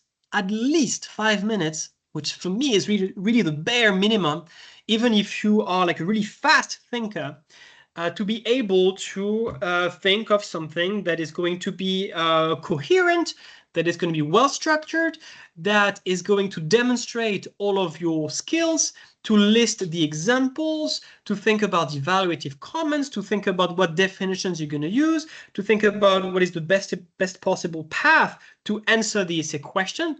Well, if you can do that in 5 minutes, that's good. That's really quick. So of course, it depends on curricula. For A level, I don't think we have enough time. If I remember well, you have about 45 minutes per essay. In my opinion, that's not enough. For IB, it tends to be a bit more, which I think is great because it allows students more time to actually plan their answer. So the way I advise students to plan and structure essay questions is to use what I call the BSV method. Like BSV for brainstorming, structuring, validating. So let me walk. So it's not really something that exists. It's just my own way of planning and structuring essays. It works with me. It seems to work well with students. Tell me what you think about it. Tell me if you have other methods that you enjoy. But that's what I do. So okay, and basically that refers to what you've probably seen that representation before, like the data. You collect the data, you sort it, and you arrange it, which really has to do with the way in which I approach planning and structuring an essay. Okay, so the brainstorming part is the part in which students take a piece of paper and write everything that goes through their mind whenever they see the essay question. So they read the essay question and say, okay, I should talk about this. I should give this definition. I should draw this diagram. So basically, the brainstorming part should answer all of these questions: key concepts, definitions, arguments, diagrams, examples, evaluative comments. Why? Because remember that when writing an essay, you must demonstrate certain skills: knowledge and understanding, key concepts and definitions, application, examples, analysis, arguments, evaluative comments, evaluation. So it's very important that they answer this. So I only identified 6, could be more, could be less, and they just write down everything that comes through their mind. It doesn't matter if it's disorganized. Right now, it's not about structuring ideas. It's just about gathering data, gathering everything they know that could be useful. Maybe some of it will be irrelevant and we'll eliminate it later. Okay, but it's important to gather everything that could be relevant and to think in terms of the assessment objectives to make sure that you demonstrate absolutely everything. So you collect everything. And you don't, I wrote no filter needed, meaning that it doesn't matter if it's irrelevant for now, we'll see that later. Just put your thought on paper. Everything, the ingredients, gather the ingredients. That's the brainstorming part. Then there is the structuring part. Okay, once we have all of these ingredients, okay, we need to find a way to just organize them into something that is coherent, to find the best possible path to a conclusion in which I will provide the answer to the essay question. And in fact, I like to show them these representation, because for me the structuring is something that we do in like multiple steps in itself. Because first you have to think about, okay, what are going to be the big parts of my essay. Okay, I will have, let's say, one part where I will introduce certain key concepts, one part in which I will go through the arguments from one perspective, another part in which I will go through the arguments from the other perspective, and another part in which I will just conclude and answer the essay questions. So that will be stage one, where you just divide, organize your essay into 2, 3, 4 big parts. So it's like the skeleton of your essay. Then stage two, for each of these parts, you do the same job. So basically, all right, so in this part, in which I will talk about the arguments in favor of fiscal policy, for example, what am I going to put inside this part and how am I going to organize it? So that's where you use your ingredients from the brainstorming part and say, okay, so first I can talk about this argument. I can use this diagram. I can use this evaluative comment. Okay, so that will be stage two, in which you will divide each of those big parts into smaller pieces. Okay, for example, in the part in which you will talk about the or consider the argument in favor of fiscal policy, you will have 3 arguments. Why not? Argument 1, argument 2, argument 3. The second stage, it's like the tissue. We have the skeleton. Now you have the muscle, ligaments, the tissue of your essays. And then the third part is even more specific. So I say, okay, so in my part in which I will consider the arguments in favor of fiscal policy, there will be one argument in which I will talk about, I don't know, what could it be? The fact that it's, I don't know, the multiplier. Why not? The fact that it benefits from the Keynesian multiplier. Okay. How do I structure this argument? So, okay, first I'm going to make a statement, then I will explain the Keynesian multiplier, and then I'll use an example. Okay, so stage 3, where this is like the skin or like the polishing part of your essay, is the part in which you structure each argument within each part. So that's how I approach structuring an essay question. First, you brainstorm, you gather all of the ingredients. Then you organize 2, 3, 4 big parts. And then you refine the structuring within each part. And if throughout this process, some of the ingredients that you identified in the brainstorming part do not fit, well, just leave them aside. Okay, writing everything you know about a concept is not necessarily a good thing to do in an essay. If it's not relevant to the essay question, if it does not add value that will help you to provide the best possible answer, leave it out. Okay, we have to make choices. It's not possible to write about everything.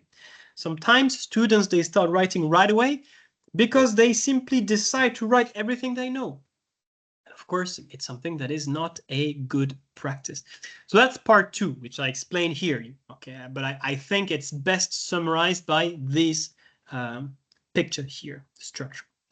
And then, well, everything is explained. Okay, and then there is the validating. So you have your content, you have your structure, and each big part being organized as well as possible.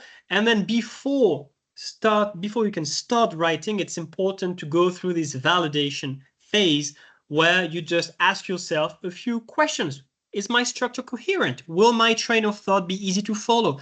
Have I forgotten anything important? Have I included any off-topic content? And so on and so on. And this one in particular, am I going to demonstrate all important skills? Will my essay actually give a reasoned answer?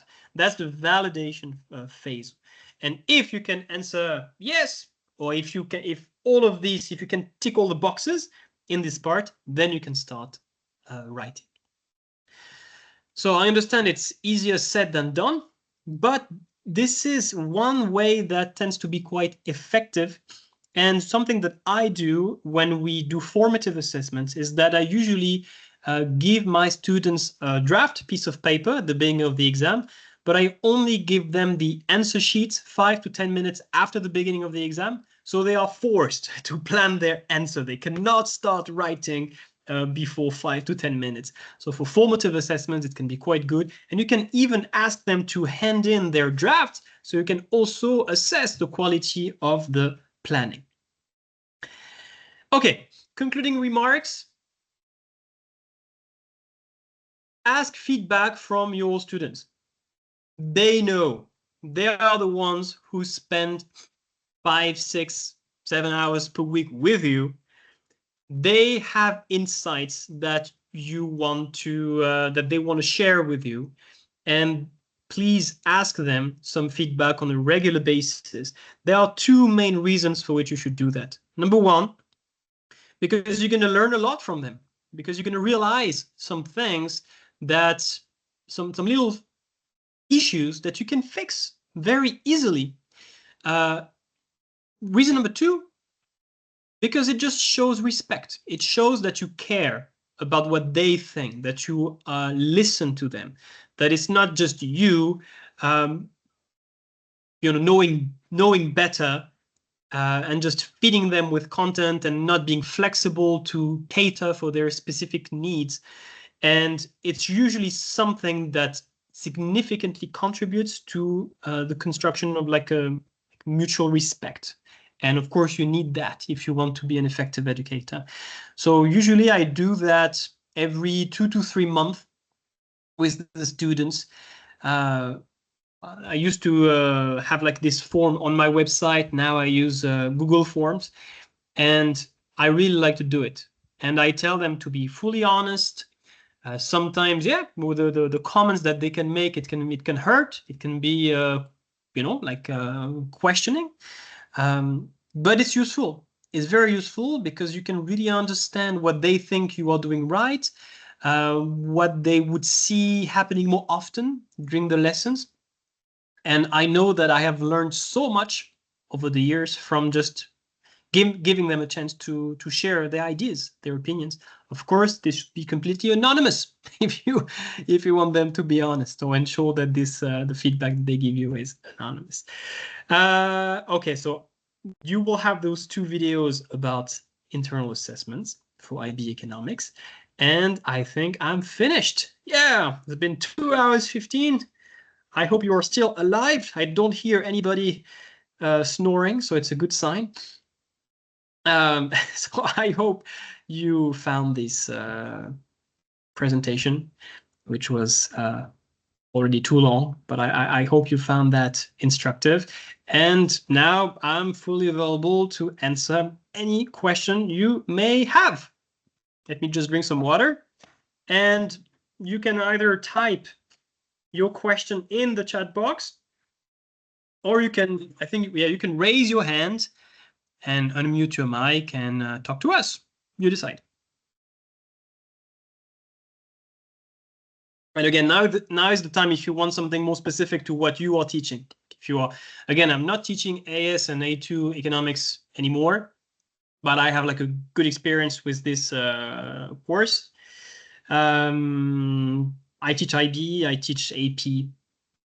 And if you have any more specific questions, either to the curriculum or maybe something that I mentioned, but there was quite a lot of content, so I went a bit fast and on certain points. So if you want me to just go back and speak a bit more about certain concepts, feel free to let me know. So the student feedback sheet. In fact, I don't have it anymore. The screenshot. Hold on. What I can tell you is, you know what? I'm just going to tell you. All right, I'm just going to share the one that I use. Where is it? Yeah, that's the one that I use. Okay, so that's the last one I did. And in fact, it was too late because everybody was gone in June. So I only got 6 responses on this one. Usually I get, not all students will respond. Usually I have about 50 to 60% answering. Of course, it may not be a representative sample, but not too bad. So just okay. So your answers are anonymous. Be honest. If you enjoy something, say so. If you dislike something, mention that too. They choose their course. From 0 to 10, how would you rate your overall experience studying economics this year? What aspects of the course did you find most beneficial or enjoyable? What aspects of the course do you believe could be improved? Do you have any specific suggestions or recommendations for improving the course? Are there any topics or teaching methods you'd like to see implemented next school year? Is there anything else you'd like to share about your learning experience that was not covered in the previous questions? So it's keep it short. If you ask like 20 questions, nobody's going to answer. So, you know, it takes no more than 5 minutes for them to answer. And I think it covers most of it, covers most points. So that's what I use. Have you used the InThinking website? No, I do have a subscription because my school has purchased subscription. But remember what I explained when answering a question from Marsha, that there is just too many resources around, and at some stage, it would have been impossible for me to just, at least that first year. Now it's going to be a bit better. But my first year teaching IB, I just say, okay, I focus on these resources. So I don't have any feedback on InThinking. Maybe if some of you have used it before, feel free to share your feedback in the chat box. I've heard very good things about business studies. I haven't heard much about econ, and I don't want to say anything that could influence you. So no, I haven't used it. So sorry, I would not have any feedback on this. Would you like to share the PPT to the group? Can I actually share it in the chat box? I don't think I can I? No, but don't worry, I will. What are we gonna do? So I guess most of you should be part of the Facebook group. You know what? Okay, if you are not yet part of the Facebook group that I created, I'm gonna give you the link.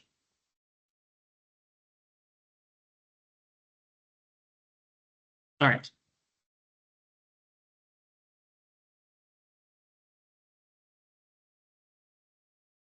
Okay, so if you are not yet part of this Facebook group, please join it, because this is where I will share the link for the resources. If you are part of a of WeChat, you can simply add my WeChat. You can add me as a friend on WeChat, and I will share the link. Okay, so I think everybody here has one way to receive the information. Okay. Guess the boy is saying, I'm sorry, but I may miss the materials that you can share to help students with real-world examples. Can you? So with real-world examples, what I'm going to do, I haven't started yet. This was something that I was hoping that I could do last year, but I didn't have time. But what I'm going to do is to create a database where, so that's for IB economics, where you will have the syllabus with every chapter of the syllabus. And for every chapter, there will be a list of real-world examples that you can use. So you will have like the concept or the idea. For example, I don't know, like supply-side policy. You will have where is the example from. So it could be a country, it doesn't matter. When, what happened. So brief description of the policy. How it can be used in an essay, what concept it can illustrate, and a link to a news article about these real-world example. So it's, as you can imagine, it's something that's going to take time. It's not going to happen overnight. It's not something that you can generate with AI. It's something that I want to do manually.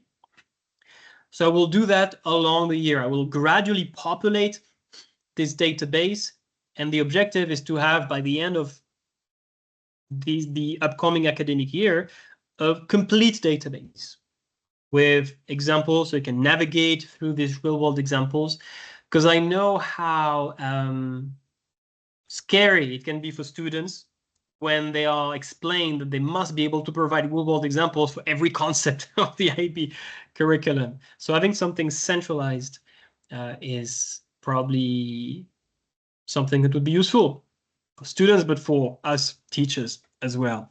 And of course, the objective is to update this database on a regular basis to make sure that the examples that are listed are the most up-to-date. Okay, that's the point.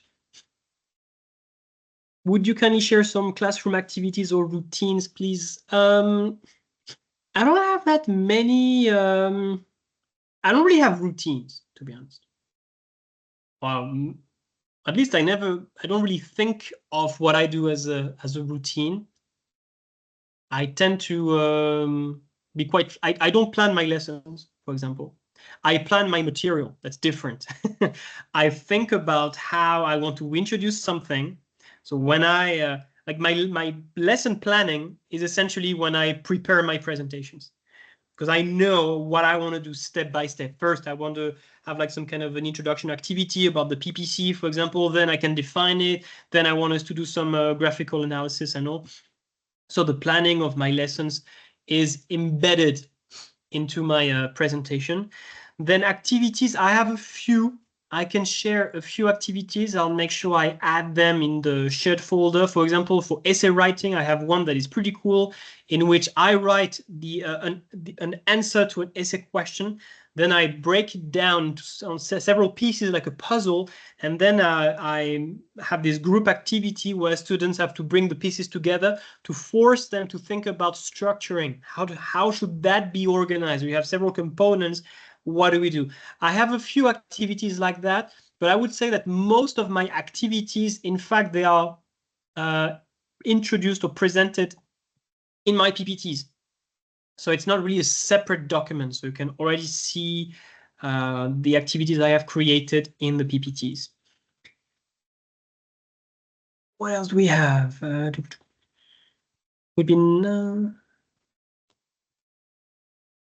It would be nice in the future if you could organize a workshop on class project planning and management. I'm not sure I would be the most qualified person for that. I don't do too many projects. A few, for example, when we do economics of development, I get students to like research information about countries, like to create those information cards. So this I do, but yeah, I know some teachers are very successful using these teaching strategies, pedagogy. That's not really something I do, not because I don't believe in it. Just we all have our own ways of approaching things. And I started teaching economics at the university, and we don't do much projects at university. It's mostly lecturing. Maybe I'm still influenced by this approach to teaching. So, but I agree with you that it would be amazing to have a workshop on class project planning and management. But in that case, I don't think I would be the best person to actually lead such workshop. But if anybody is interested and has anything to share about that, then I would be willing to attend. Yes, there is a teacher who raises hands. Thank you for reminding me, Rick. Thank you for your patience. Are you still there? Is there anything you'd like to share with us?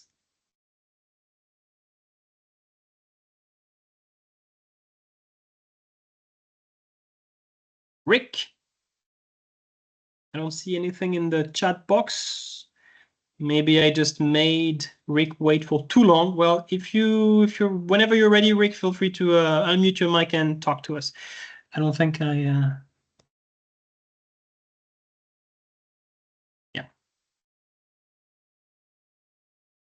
Let me keep going through the chat box. I will firstly teach IB economics this September. Do you have any advice about teaching students to use real-world examples? Yes. First, something I do is at least twice per term, so 4 times per year, is to have them research a real-world example. and make a brief presentation about the real-world example. So for example, well, let's say you finish Unit 2 on microeconomics, and you say, all right, I want everybody to make a 5-minute presentation. Of course, we have to be aware of the time constraints we have in terms of covering the content, but make a 5-minute presentation about a real-world example. And this presentation has to include the following. And that's exactly what I said about database. Where was it? When was it? What happened? And how can we use it to illustrate a concept from the syllabus? And give us a link if we want to, a link to a website or to a news article if we want to learn more about it. So usually when I ask them to make this presentation, these are the 5 requirements that I introduce.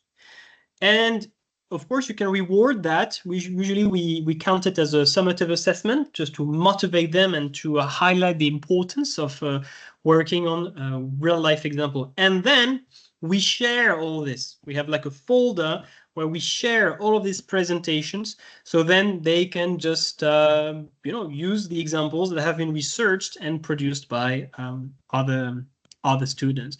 So my advice would be get them to make presentations and give them specific guidelines when they make presentations to make sure that it's concise. Because of course, in an essay, when you want to mention a real world example, you are not going to write 20 sentences about it. It has to be very concise. In 2023, in Mexico, the government, blah, blah, blah, blah, illustrating the concept of supply side policy, something like that. So it has to be brief. Can't really afford writing too much. So presentation themselves should be very concise, to the point. Any favorite websites for AP economics? Yes, I think for AP economics, my favorite website would be reviewecon.com. I think it's, is it Jacob Reed, right? It's Jacob Reed's website. That's my favorite. I know a lot of AP teachers, they use Jacob Clifford's material, which in my opinion is amazing if you teach AP micro and macro in a single year, which is quite common in the US. Why? Because the material that was created by Jacob Clifford is great, but rather superficial, in the sense that it's really to the point. It doesn't explain much. It's okay, the big ideas, but there is not much detail to really go in depth. So if you teach AP micro and macro in a single year, you don't have the time to just explain everything in detail, and so it's amazing. I am lucky enough to teach AP micro in a single year. I don't have to do both. And so in that case, you can actually use material that is a bit more detailed. And I feel like Review Econ is an amazing website for that. Of course, I use AP Classroom a lot as well. And my favorite book for AP, again, it depends on whether you teach AP micro and macro in a single year. In that case, I would say that's probably the Barons. I don't know if it's still published. I have one from 2022, I think. Barons, the green textbook. And just like what I said about Jacob Clifford, it's good, but it tends to be a bit superficial. But for students who have to go through micro and macro in a single year, it's great to have a textbook that is rather straightforward and that just goes to the point. I use the Krugman textbook, AP, Krugman's Economics, the 4th edition, which was published 1 or 2 years ago. It's great, but it's very detailed. So again, I realized that it's a bit overwhelming, but it depends on who you are working with. When I was teaching in China, it was fine because I had students who were rather strong academically, hardworking, so they could actually handle it.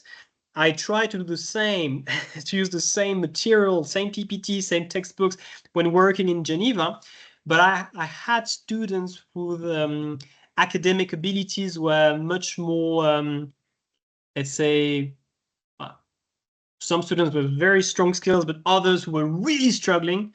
And for them, the Krugman textbooks was overwhelming. I never really used the textbook, but like using this textbook to produce my material was overwhelming. So I would say that it depends on like the profiles of your students in terms of academic performance. And it depends on whether you are only teaching micro or macro or both in a single year. Boom, boom, boom. Yeah, I can share the documents on LinkedIn as well. But again, I encourage you to join the Facebook group to just try to centralize as much as possible so I don't have to share it in too many different locations. The information cards about the countries will be shared as well. They are part of this shared folder. Yeah, the Curious Economist is a link I shared at the beginning of the presentation, which is absolutely amazing for real-world example, and I strongly encourage everybody to use it. How much detail is required in real-world examples? So again, I would say I'll just repeat what I said. Where, when, what, and how does it relate to the syllabus? So these 4 pieces of information. It doesn't have to be super elaborate, but yeah, this information must be mentioned. I would say that basically no more than 2 sentences. Even 1 sentence for one real-world example could be enough if you write in a very concise way. 1 or 2 sentences.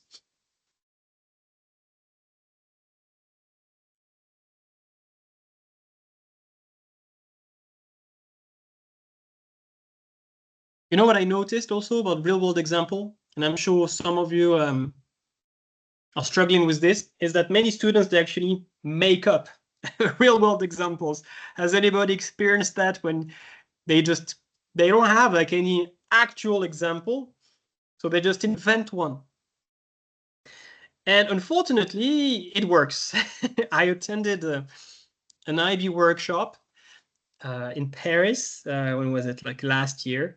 And I realized that, during the IB workshop, they share some scripts from students with grades. And and we have to mark the scripts just to, well, that was the purpose of the workshop.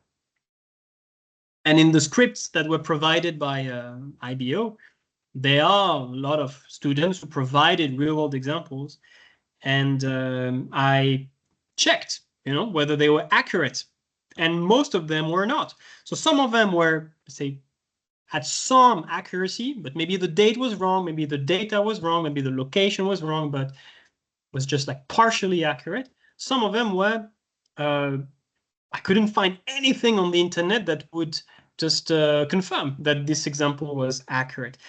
And so I asked the workshop leader and say, okay, so do you actually check? Do you actually check whether like the accuracy, whether the real life example is valid or not? And well, the answer was basically we don't really have time for that. We don't really have time to check the accuracy of real world examples. So I'm not saying that nobody does. I'm sure some examiners they are, they really want to pay attention, make sure that they do the best possible job at assessing the work of students. And so whenever there is some data provided, they will check it. But yeah, I understand that when you have several hundred papers to mark, you may simply be unable to do that. So sometimes you simply check examples that, just draw your attention. You see something like, oh, the rate of unemployment in the United States was 72% last year. Say, there is something wrong. But for most cases, you just don't know. If I say something like, oh, in 2021, the government of Turkey or Mongolia decided to increase the subsidies for primary schools, most people have no clue to tell whether this is accurate or not. Are they going to check? I don't know. So I feel like that's why I don't think the IB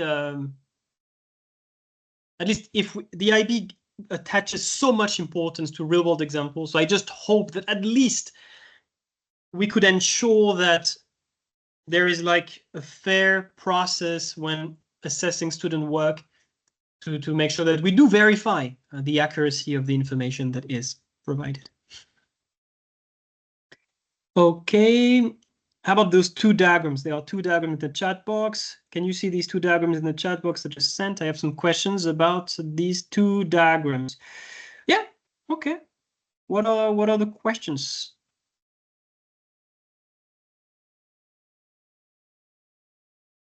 Trying to find them. Yeah. Rick, do you want to tell me about these diagrams, please?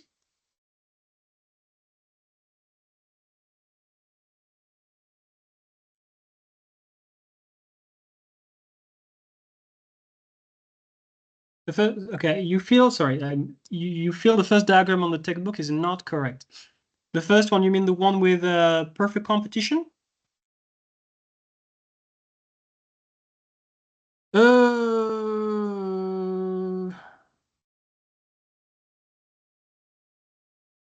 not exactly sure what would be wrong with it.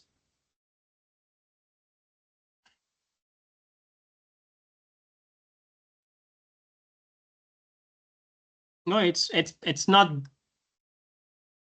great because you see the ATC is too close to the minimum of the ATC, but the first diagram actually looks quite good to me.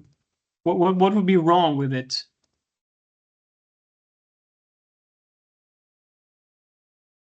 And let me have a look at the second one. The second one was the envelope, like the short run cost curve. Yeah. Oh, this one is, yeah, I've seen this one before. Yeah, this one is not amazing. This one is actually wrong. Well, not really wrong, but just the short-term average cost curve should not be backward bending. You see that some of them are backward bending. A better, I can try to show you what would be a better representation of these.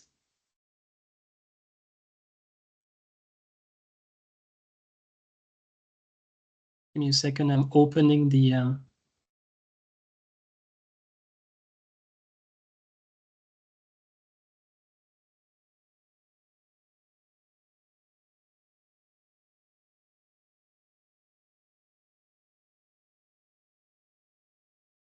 Doesn't seem to. Sorry, doesn't seem to be working on my end. But yeah, basically the short-term curves should not be backward bending the way they are. So that is a bit of a problem. I'm just trying to find. Okay, I have it.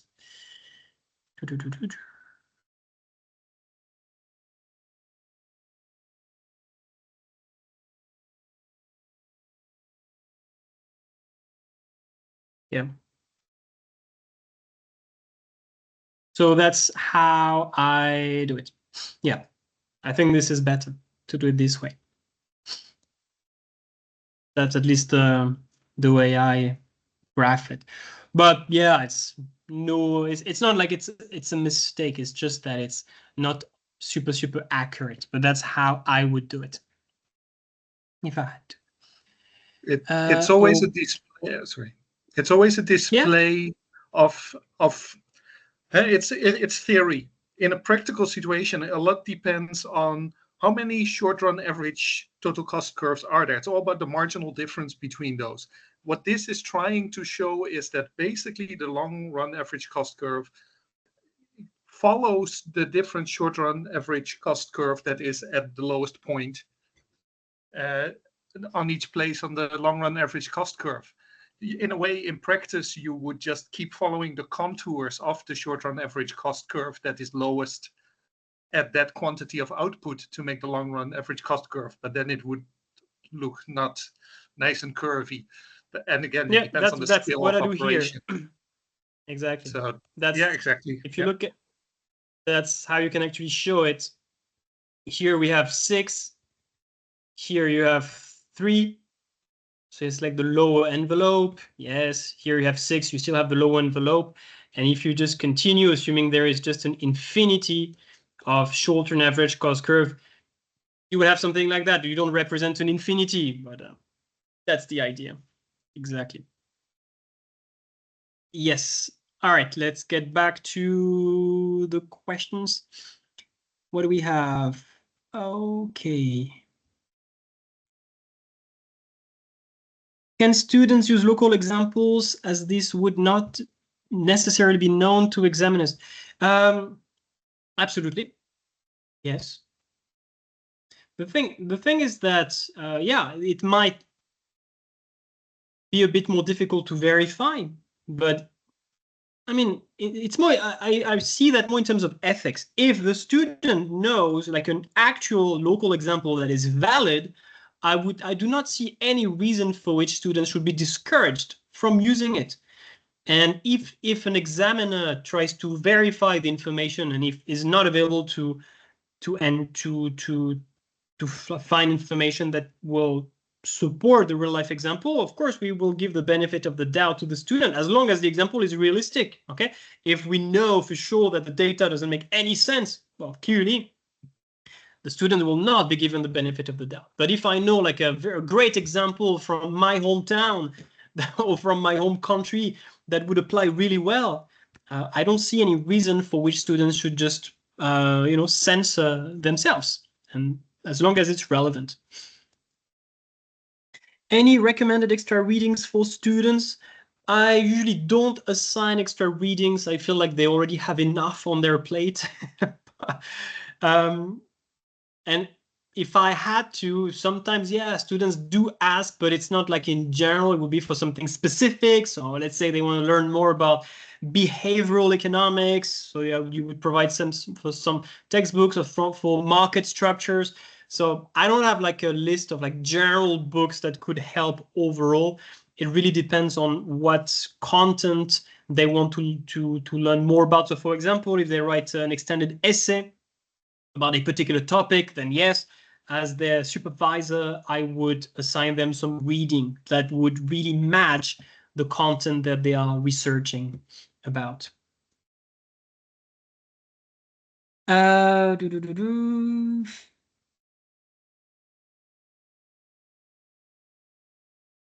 Okay, I see another diagram. Is there a meaning of XY? So there is the Keynesian cross XY. So EX is expenditure and Y is GDP in the Keynesian cross. So it's like output and national income and production. And you can refer, this is, I think like the Keynesian cross, which is not part of the IB syllabus, not part of the AP syllabus, but is still part of the A-level curriculum, is probably the hardest model to teach. And yeah, honestly, it took me some time to really wrap my head around it because most textbooks, because it's difficult, they tend to take shortcuts. They just give you the diagram, say, oh, this is the way it is, but they don't really explain what it means and how it works, especially in terms of like planned investment versus unplanned investment. If you don't understand that, there is no way you can understand the Keynesian cross model. And so there is, and that's actually the last PPT that I created for A2, so it's pretty up to date. So you can find it. You can find a very detailed, probably excessively detailed explanation about this model, the Keynesian cross, what it means, and how to interpret it. The IB is piloting a system of open book exams where they could bring some notes. Yes, on real world examples. I've heard about that, and you know, I'm really open to it. I think it's real world examples shouldn't. It doesn't really make sense if it's all about us memorizing. You know, it's that's not really what a skill that we want to promote or to assess too much. What would be interesting is for students to be able to create their own list of real world examples, like over the 2 years of the IB curriculum. And then, yeah, I don't see why they should not be allowed to just bring this document with them so they can actually use the output of the work that they have, all of the efforts that they have made over the last 2 years, instead of just trying to memorize all of these data, countries. So yeah, I think this is a great initiative.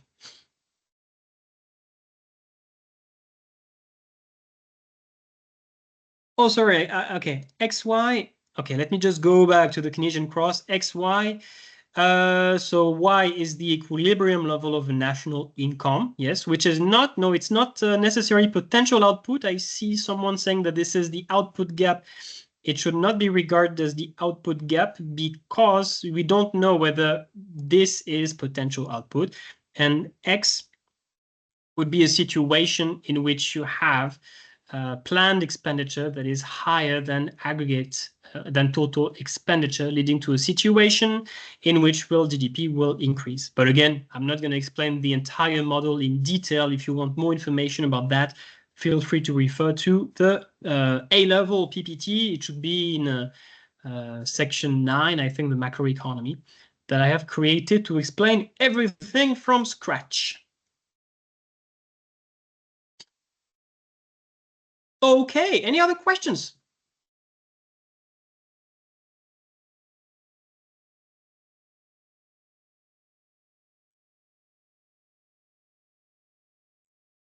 All good? Okay.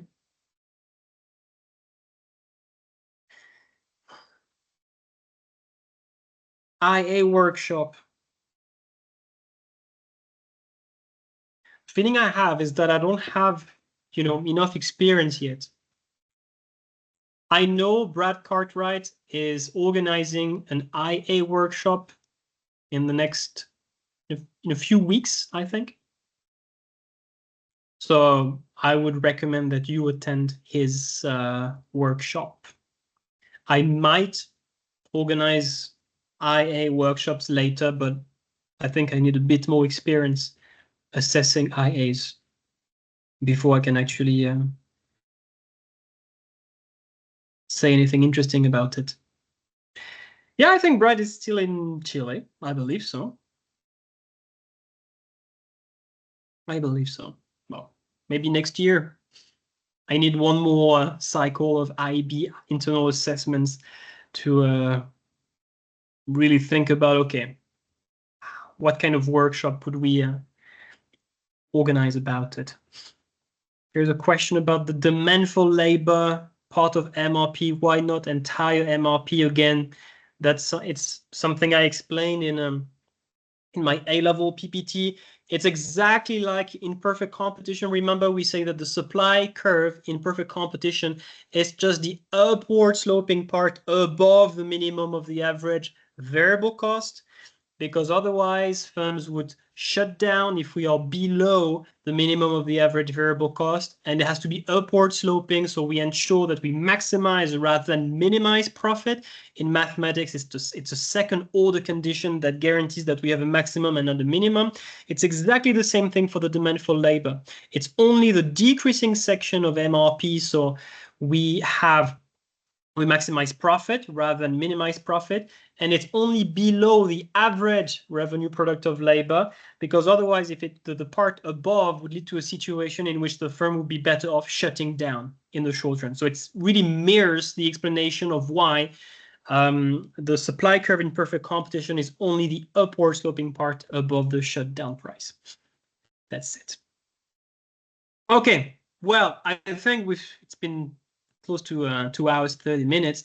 I really hope you found this workshop instructive. Please look for some links on WeChat, Facebook, LinkedIn to find all of these resources I discussed today, as well as the video recording. And I hope this has helped you to gain some confidence, to feel empowered with material, with some guidance on how you can kick off the year to start building up a good relationship with your students, and just to, have a wonderful academic year teaching economics, wherever you are, whatever curriculum you are teaching. And of course, you know how to contact me. So if I can be of any help, feel free to send me a message. Have a good day, a good evening, and talk to you soon. Bye, everyone. Thanks for joining me today. Thank you, Sylvain.